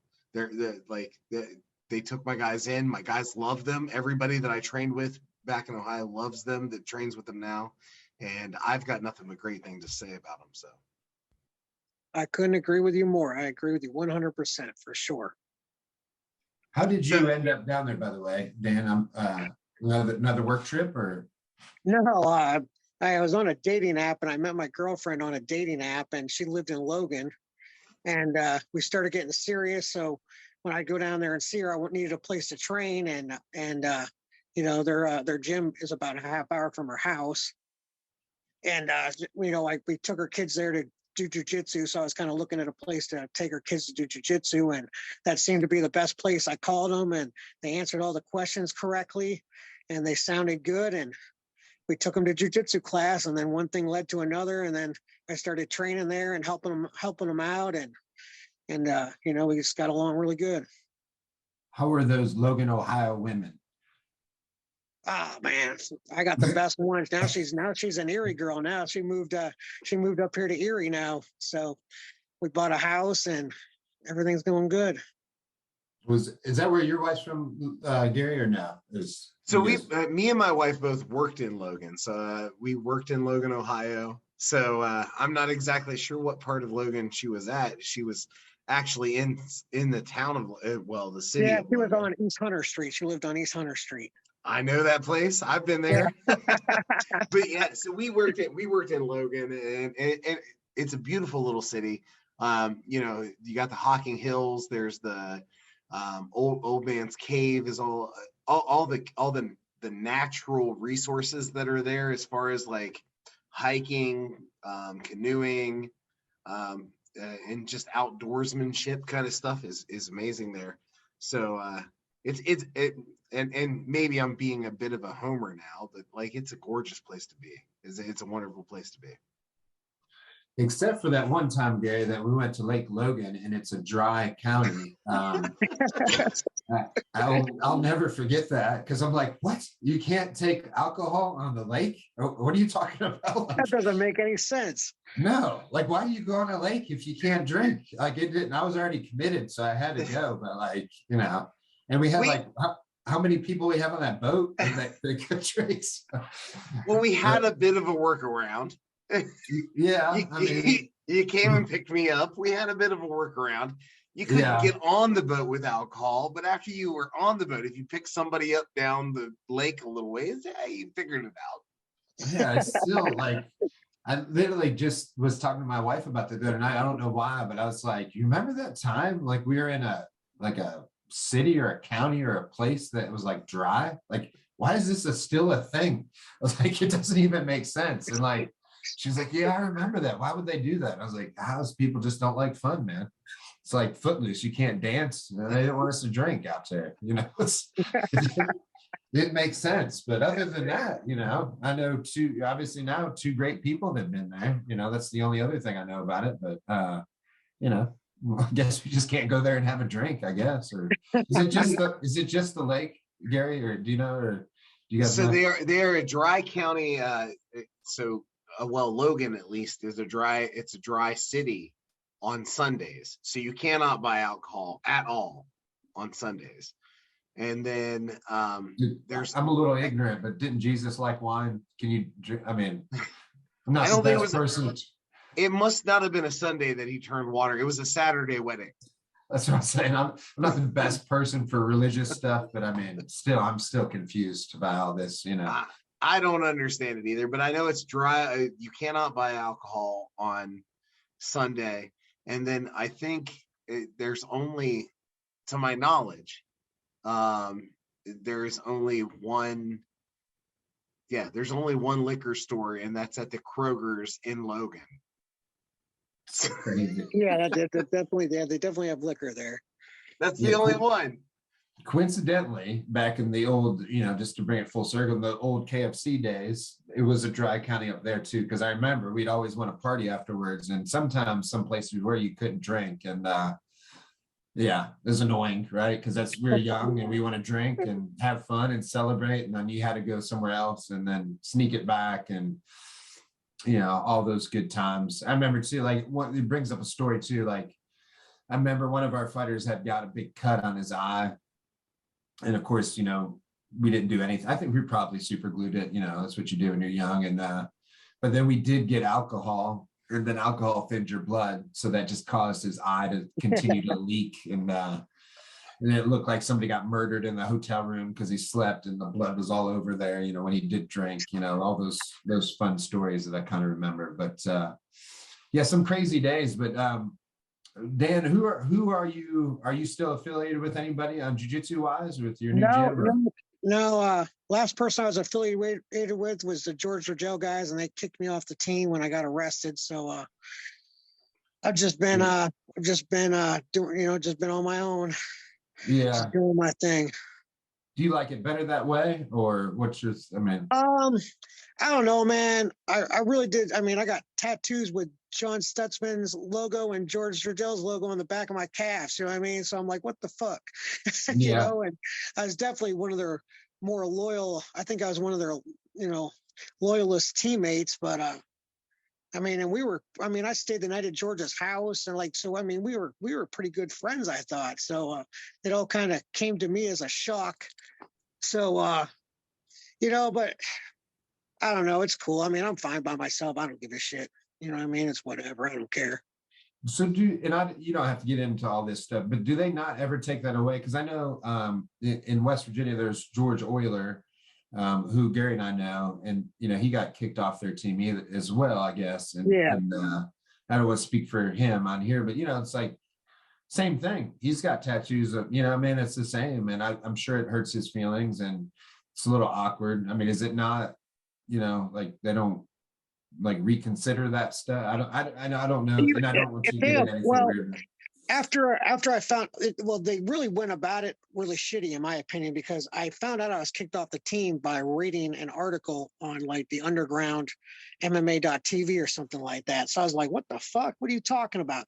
So I called up John Stutzman. I was like, dude, you guys, like, as close as we are, you can't like call me and be like, hey dude, how you doing? Like, get my side of the story. Like, this was an event in my life that literally was the worst thing that's ever happened to me in my entire life. And no one called to check on me and to see if I was okay, or if that's what really happened or anything. You guys just believe whatever the hell they wrote in the news articles, and just went about your day, right? You know what I mean? Like, what the fuck?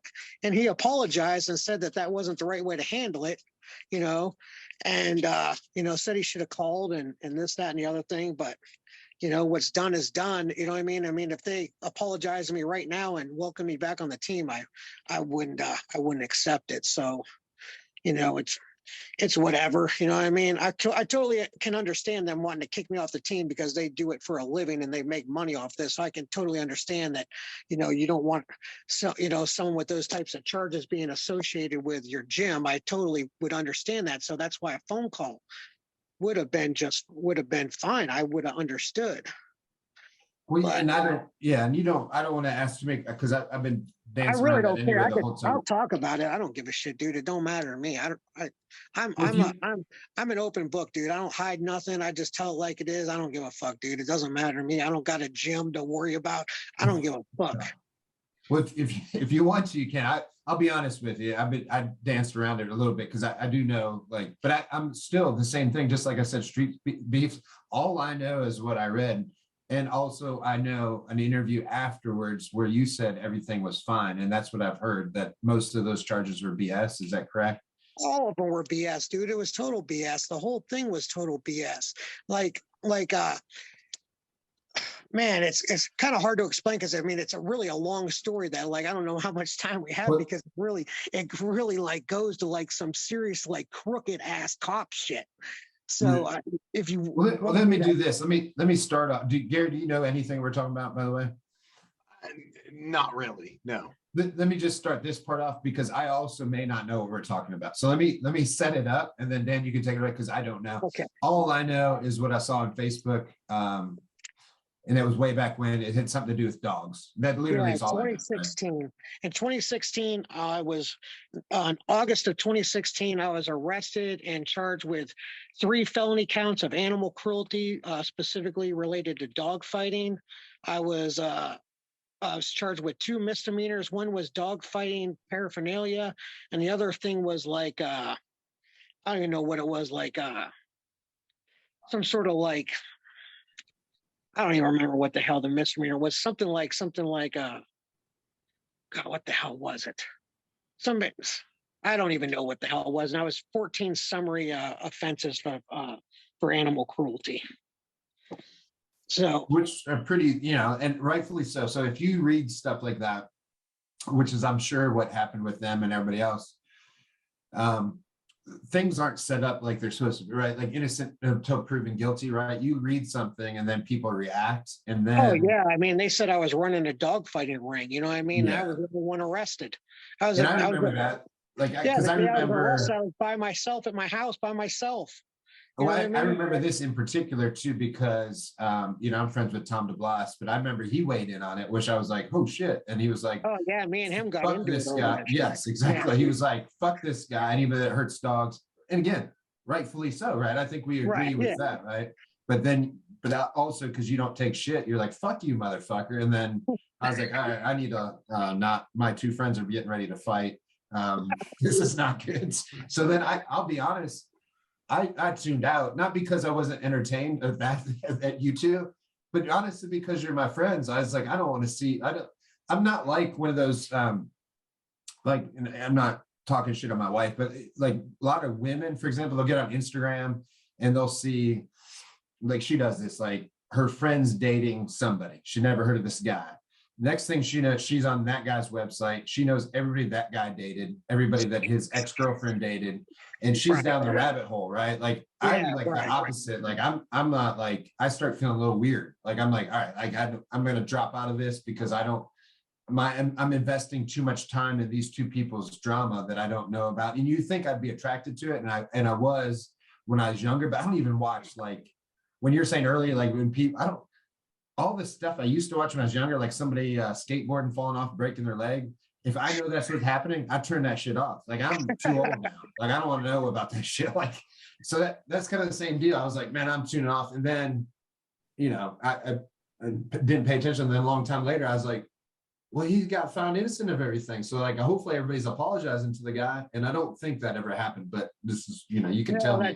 That definitely didn't happen. Unfortunately, I basically, to make a long story short, I pretty much ran through all my appeals, and I had one more left, and my lawyer literally was like, I mean, I don't want to put her in quotes here because I don't want to get her in trouble, but she basically was insinuating that there was like some serious, like scandalous, like bullshit going on with my stuff that there's just no way I'm going to win because it ain't going to happen.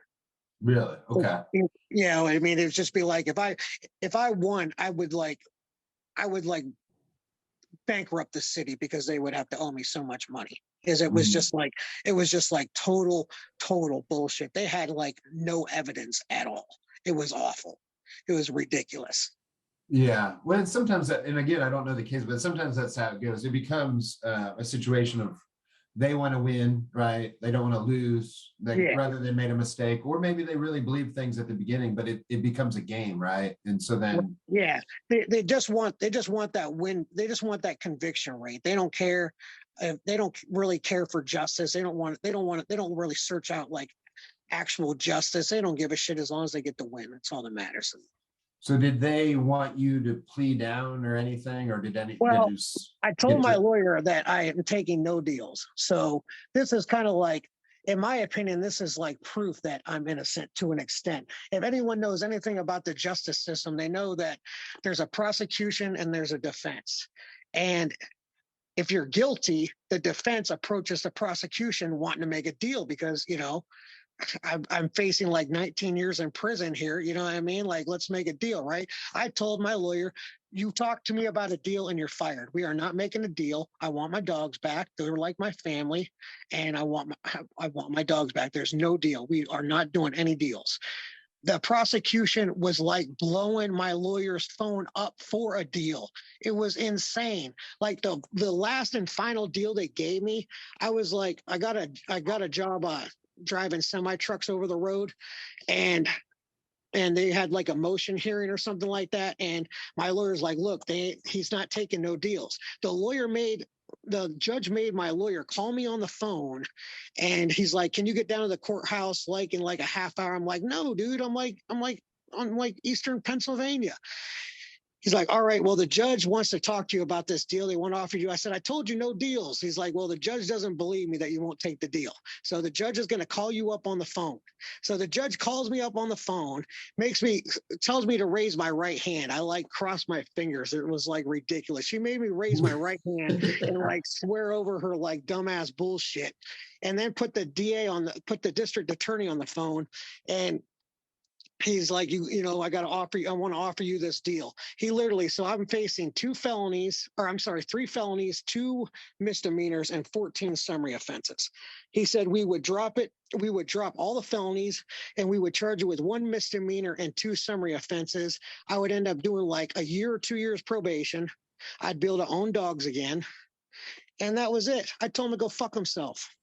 I said, nope, not happening, dude. Nope. I was like, the only reason why you're offering me this deal is because your case sucks. It's weak as fuck. The judge, I literally have it in the transcripts. The judge told me I'm stupid. She said, you are stupid for not taking that deal. I'll be honest. It sounds like a good deal. It is a good deal. Yeah, absolutely.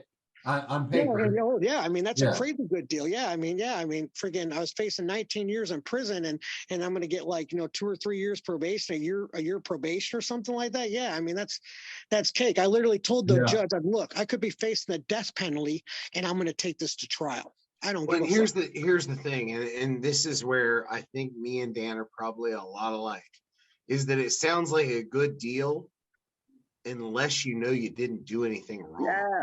And they're gonna kill my animals, dude. They're like, those are my babies. You know what I mean? Like those are like my kids. I love those dogs more than I love humans. Like those are my babies. I had like hundreds. I literally gave my lawyer hundreds of pictures of my dogs. And if you looked at my Facebook page, you'd see pictures of me and my dogs on there. You know what I mean? Like, I wasn't abusing my goddamn dogs. It's ridiculous. Get the fuck out of here with that shit. It's fucking bullshit. So did it end with you getting your dogs back, or no? Is that the nope. Like I said, I ran through all my appeals except one, and my lawyer just talked me out of doing it, and they killed all my dogs, but 2 or 3 of them. Really? And they took 14 dogs, and most of them were puppies. Like, I want to say like out of the 14, I think 7 or 8 of them were like this, like little baby puppies. I mean, so yeah, that's sad. I mean, honestly, I was hoping for a better ending. That's what they call saving them. That's what they do that's what they do when they save animals. They just put them to sleep. Yeah, because I mean, I couldn't.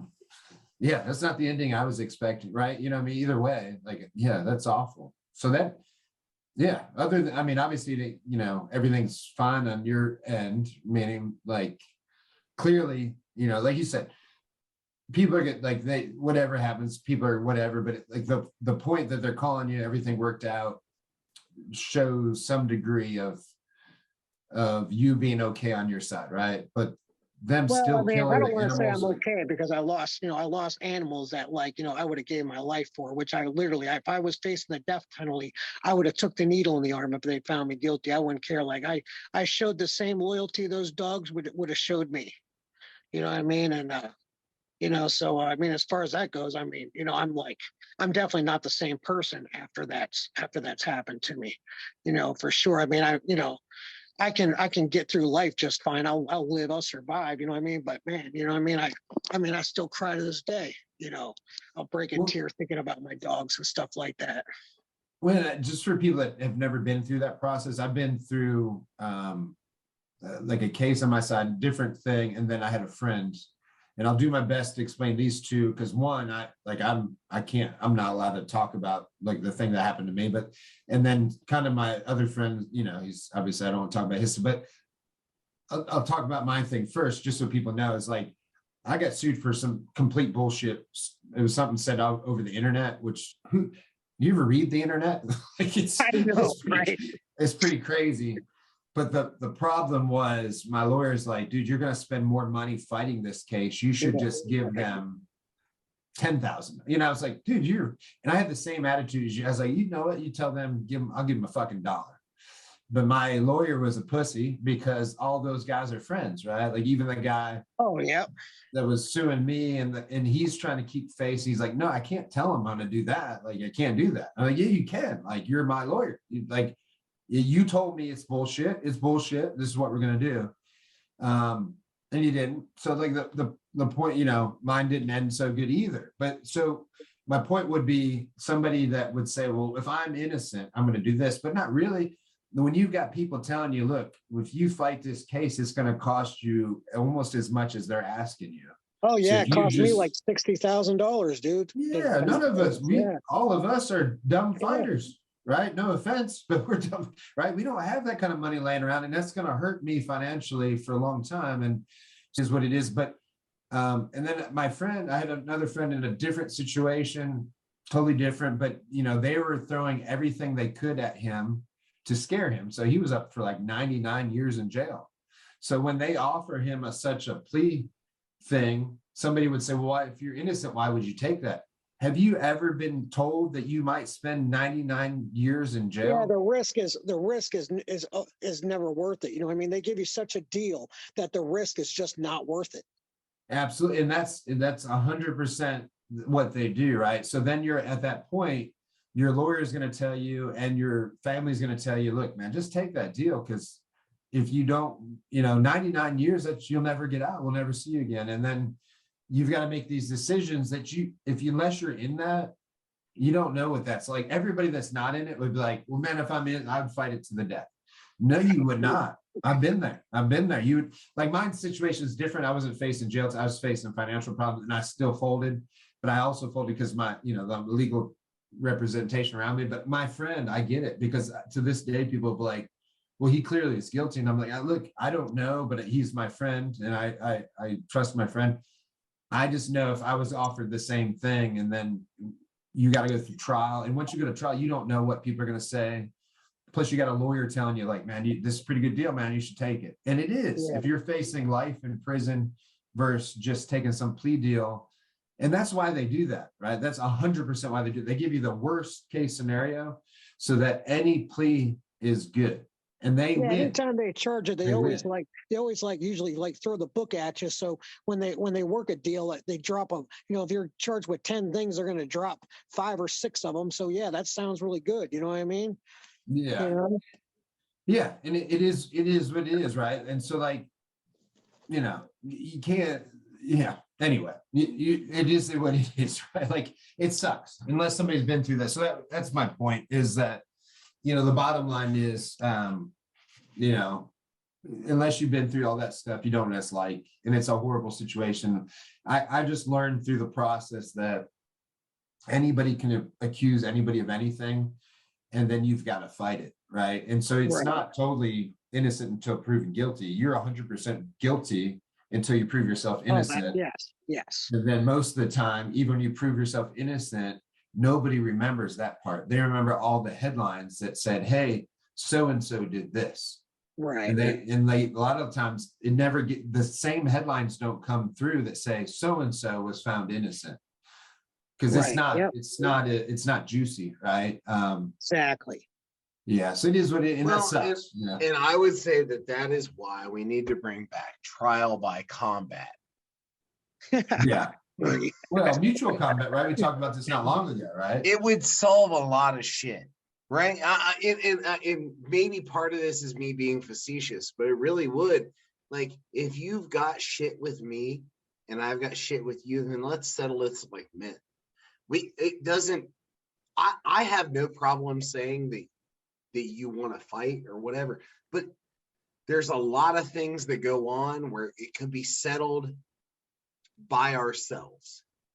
And well, the one thing too with jujitsu is, like, with jujitsu, you grapple so much, you learn to feel people's energy, and you can you can really tell. Like, I feel like when you grapple somebody, you can almost really like sense what kind of person they are.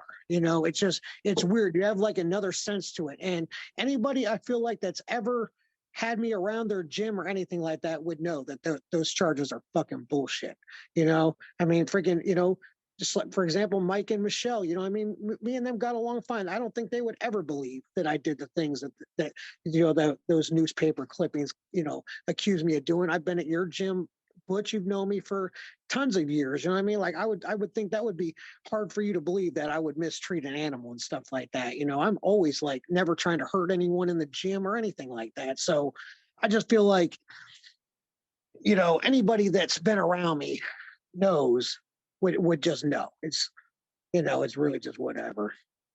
No, but it's good to, I mean, I'm glad we talked about it a little bit, because it's not big on my thing, but I think some people might be like, well, I that's the only part I know, right, of Dan or something, right? Because a lot of people, like, again, Tom DeBlas, I don't know how much he knew you before, but then, there was drama there, and he's big in our community. I don't know if you like him now. Yeah, his Facebook friend requested me and pretty much apologized. So we're good now. Yeah, we're good now.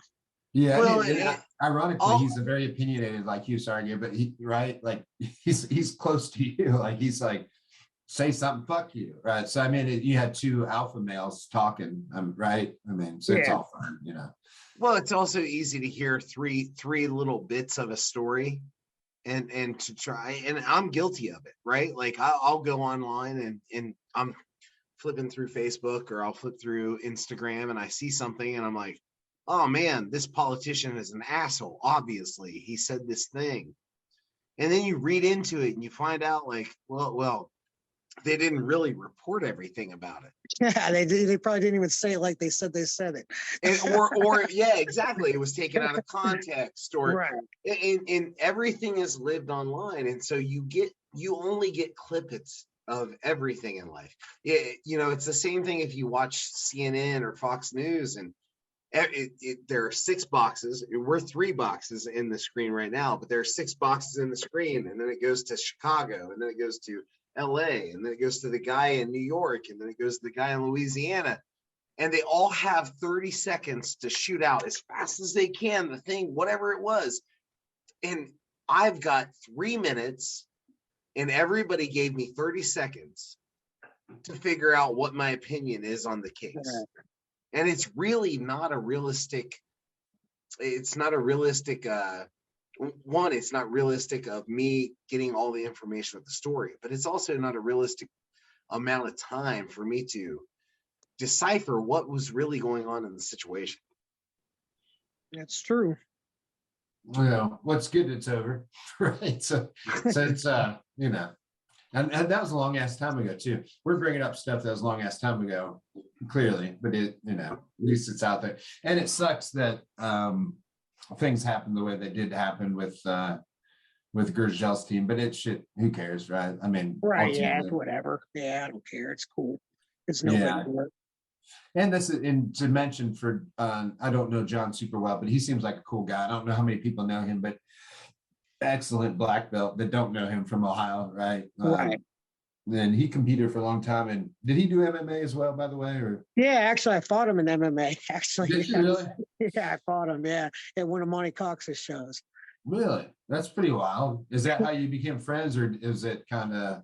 Oh yeah, it's kind of like how I got to know them, because I ended up hurting my shoulder, and I just was like, fuck it. Monty was like, I told him my shoulder hurts, and he's like, well, you can if you want, whatever.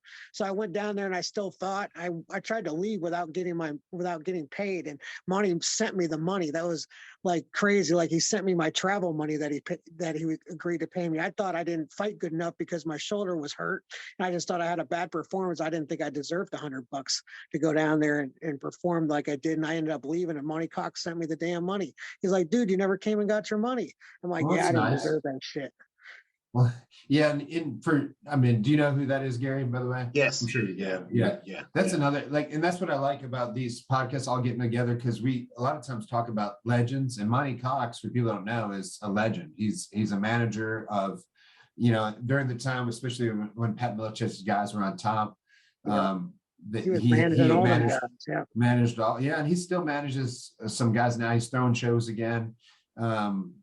His Extreme Fighting Challenge in Iowa was, he had multiple fighting events, but mainly Extreme Fighting Championship. He had the Quad Cities. I mean, he discovered, Pat Miletich and Paul or Tim Sylvia. I mean, also you got to give credit to Pat Miletich for that stuff. But man, that guy's a legend. And then, you know, towards the end of his career, and again, he's still doing some stuff now, but you know, he was coming down with in Gurgel and helping at the ice shows that were Kerry Shaw's shows. And we fought on a couple of those. He gave us some good opportunities. We had some guys like again, Adam Sepulveda, who was your roommate. I remember he had him fight a guy that was supposed to be, you know, the guy was being groomed to be on the Ultimate Fighter or the UFC. And, you know, we spoiled the night. Adam beat the guy, pretty much ruined the guy's career, probably screwed Monty. I remember seeing Monty afterwards, and as pissed as he was still pretty nice, you know, like he's like, I guess I'm gonna have to watch out for you guys in the future, you know. But that's the thing, like that's what they also did. We knew what we were, like we knew that we were there to lose, but also it's an opportunity. Like, look, on one hand, nobody thinks we're gonna win.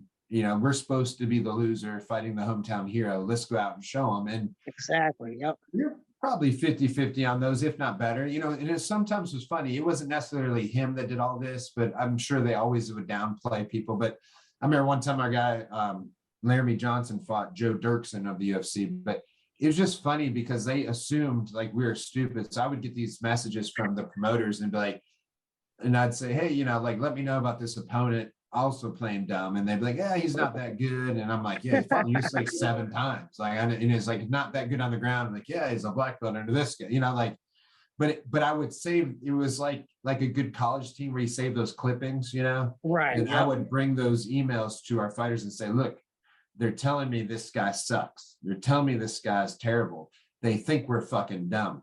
Let's get ready. Let's play dumb and let's show up.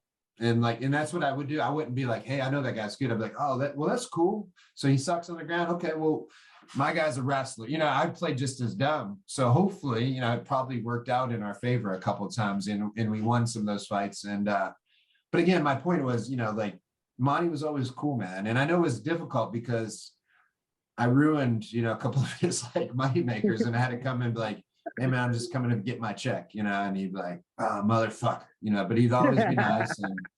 And so would Kerry Shaw, you know, for people who don't know, Kerry Shaw, meat truck Kerry Shaw, he fought in the UFC a bunch, and he'll still talk to me this day for those things. They kind of remember those things, and it was cool, like, because we were grateful, you know, afterwards for the opportunity. Instead of being like, we beat your guy, like we'd be like, man, like, I really appreciate you letting us do this, and you know, you guys are legends. And, you know, like, so I think we treated the opportunity correctly too. And for sure.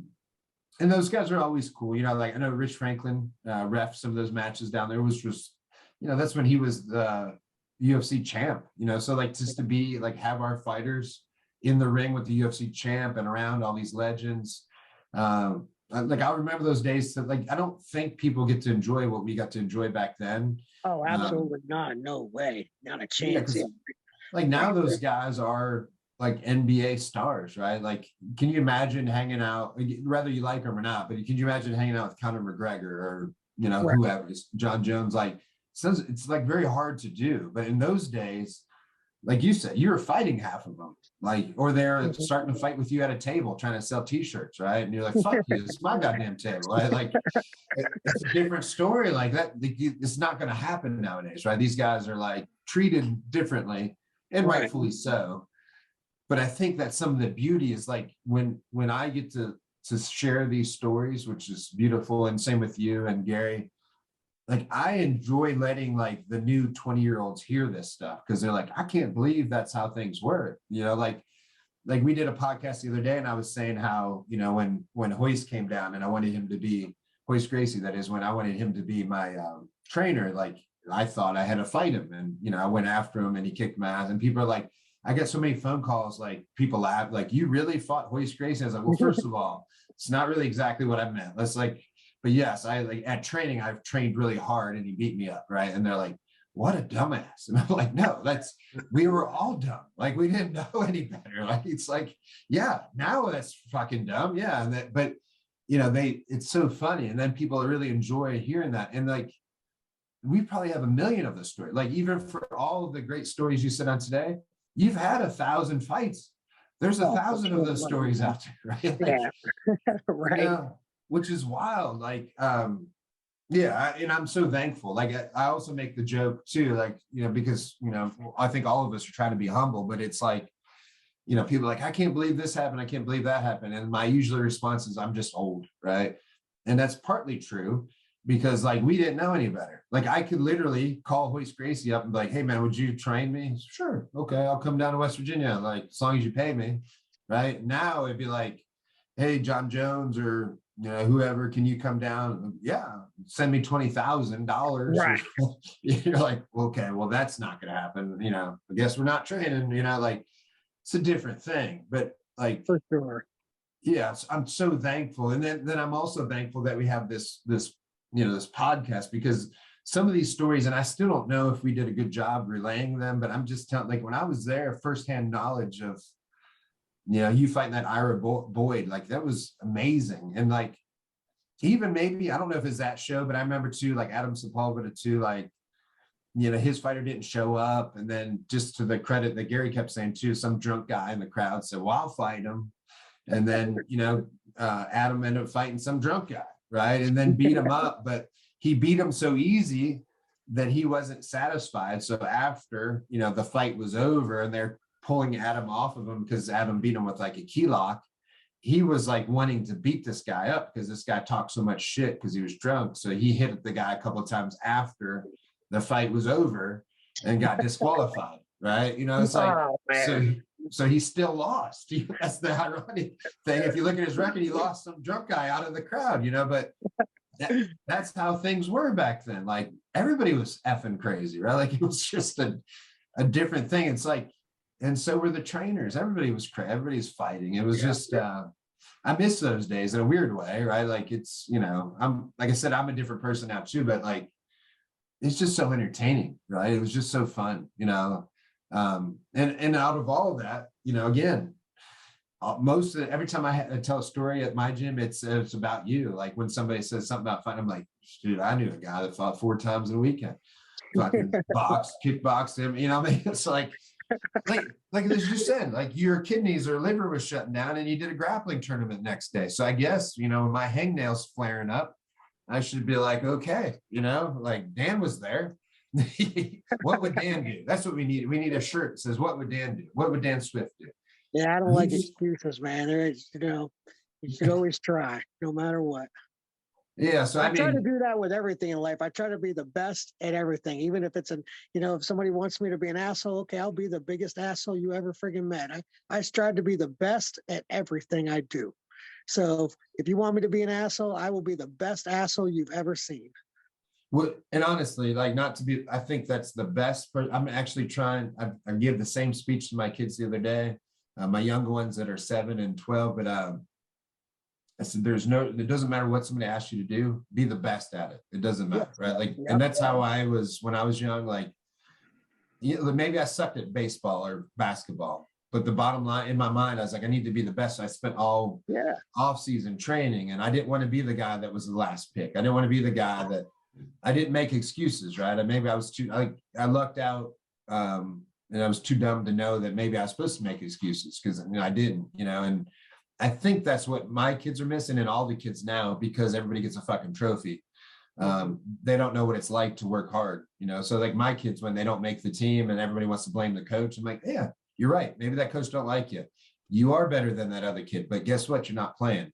The only way to play, if it's basketball, is in that 2 minutes that you get in, score 20 points at 2 minutes, become undeniable. So they have to play you. Yes, exactly. Yes. Yeah. Because I'm not going to say, well, you don't play my kid because then I'll be that other parent. Like it is what it is. Let's make it better. And I think that's what we're missing. And, you know, you embody all that stuff, you know, which is awesome. Right.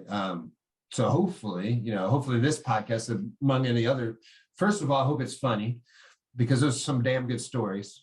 Right? And then second of all, I hope it motivates some people. Like, say, yeah, I'll be the best motherfucker that there is. Right? I'm telling you, I really do. I really strive to be the best at everything I do, whether it's at work, you know, being the nicest person to my girlfriend, being the best role model to our kids. I really want to be the best. So if you approach me in a negative way, I'm going to be the best asshole that you've ever met. I will be that guy. I'm going to be the best at everything. And it really is it's the earn it. Did you earn it? Earn it. just fucking put in the work. Don't talk about it, and don't like think about it, and don't conversate about it. Just go out and earn it. Go out and get it. It's there, and you either did what you needed to do to get it, or you didn't. And there's a lot of people who want to. And I understand that there are injustices in this world. I can't dunk, and I wasn't 6'5", but what did you do to go overcome that? Go earn it. Go whatever it is. Go get it. And a lot of people don't. Just go get it. It's there, and it's not going anywhere, and it's waiting for somebody to come and get it. And you have to go get it. For sure. Let's kick some ass. What do you think? That's a good. Right, the only way to do it. Yeah, that's a good way to end it, man. I appreciate it. This has been fun. Hopefully, it's fun for you, Gary. Because I just watching while you're talking, I watch Gary. He's laughing. It makes me happy. I like to see Gary happy. He's busy right now. So, hey, but here's the thing: life is busy, but life is good. You know, and it really does. It really does. For me, it comes down to like, are you putting in the work? And there's a lot of shit going on. Everybody's got stuff going on in their life, and it you know, I've kind of talked to Butch like, man, there's things that are dragging me down, and it puts me in a funk. And this is one of the things that like kind of puts me back on the track, right? Like talking to my friends, talking about stuff that makes me happy, and I know that I'm not the only one going through stuff, you know. And so like Dan sharing the stories about. Everybody's got trials and tribulations. We got to get through that shit. You got to work through it. And so things like this make me happy because like, man, I it's easy for me to get down in the dumps about stuff that's going on, but like, I've got to get through this shit. And once again, like it comes back to the go and earn it. You have to go and earn it. Yeah. The thing is too, is like I got out of jail in 2019, and I just bought a house in the very beginning of 2022. So like, that's about as quick of a bounce back as it gets. You know what I mean? I just didn't like hold my head down and just like, you know, I'm a loser now. You know, I have 3 felonies. You know, it's going to be hard to get a job. I found a way. There's always a way. If you want something, you just got to go do it. Find a way. Just do it. You know what I mean? Like, that's just all there is to it. You just go and do it. Yeah. Find a way. Don't feel sorry for yourself. Just go and fucking figure it out. It's Everything can be 100% figured true. out. That is very David Goggins. You know, Yeah. that's the way it is. Just figure it out. You know what I mean? If there's a problem, figure it out. I walked out of jail, didn't have shit. You know what I mean? Didn't have nothing. Now I own a house. You know, just over 2 years. Yeah. No, and that's the thing. There's problems. In the same goes on the same thing, but I think that's right. Like, there's always going to be problems, and that's what I usually tell people. I'm like, okay, you identified your problem. Now, what's the solution? Right. That's it. Right. Yeah. Like, you're right. Or we can just sit here and keep That's complaining. jujitsu. You got to problem solve. Yes. And that's what our sport does for all of us, right? It kind of gives us that, like, since we're problem solving every day, if somebody beats you, okay, he beat you. What's the solution? Get better. Yeah, you can't get out of a position. You got to problem solve your way out of it. You get in a submission, you got to problem solve your way out of it. All you got to do is do that to life. Problem solve your way out of it, just like you do in the gym every day. It's the same thing. Yeah. Well, hopefully. Yeah, I think that's a good way to end it, right? What do you think, Gary? Absolutely. Absolutely. And Dan, I can't thank you enough. Once again, I appreciate everything that you've given to the combat sports community. You know, I've been lucky enough to see you fight. I've been lucky enough to watch a lot of your career, and thank you also for getting back to Dig City. Those guys are my friends, and I'm glad you're training with those guys every once in a while. And it really is. It really does come down to like, you will get out of life what you put into it. Absolutely, yes, for sure. It's there for the taking. Just go out and get it. Yep. Well, Gary, take us home, bro. And we'll end this up. I'm not sure what else to say other than thank you, Dan. I tried to say thank you for having me, guys. I appreciate being on here. It's been great having you on here, and we'll have to have you on. I'm sure you've got way more stories to share with us. Oh my God, yeah. So we'll have to have you. We'll have to have you back again to share a few more stories. Thanks so much. If you ever remember, ask me about the laundromat story. It's a cliffhanger, but we'll leave it. I'm making a note of it right now. Yeah. All right. Well, you guys have a good night, man. I appreciate you guys. Thanks so much. Bush, I love you. Dan, thank you so much for being on. Thank you. All right, man. You guys have a good night, and I'll see you soon.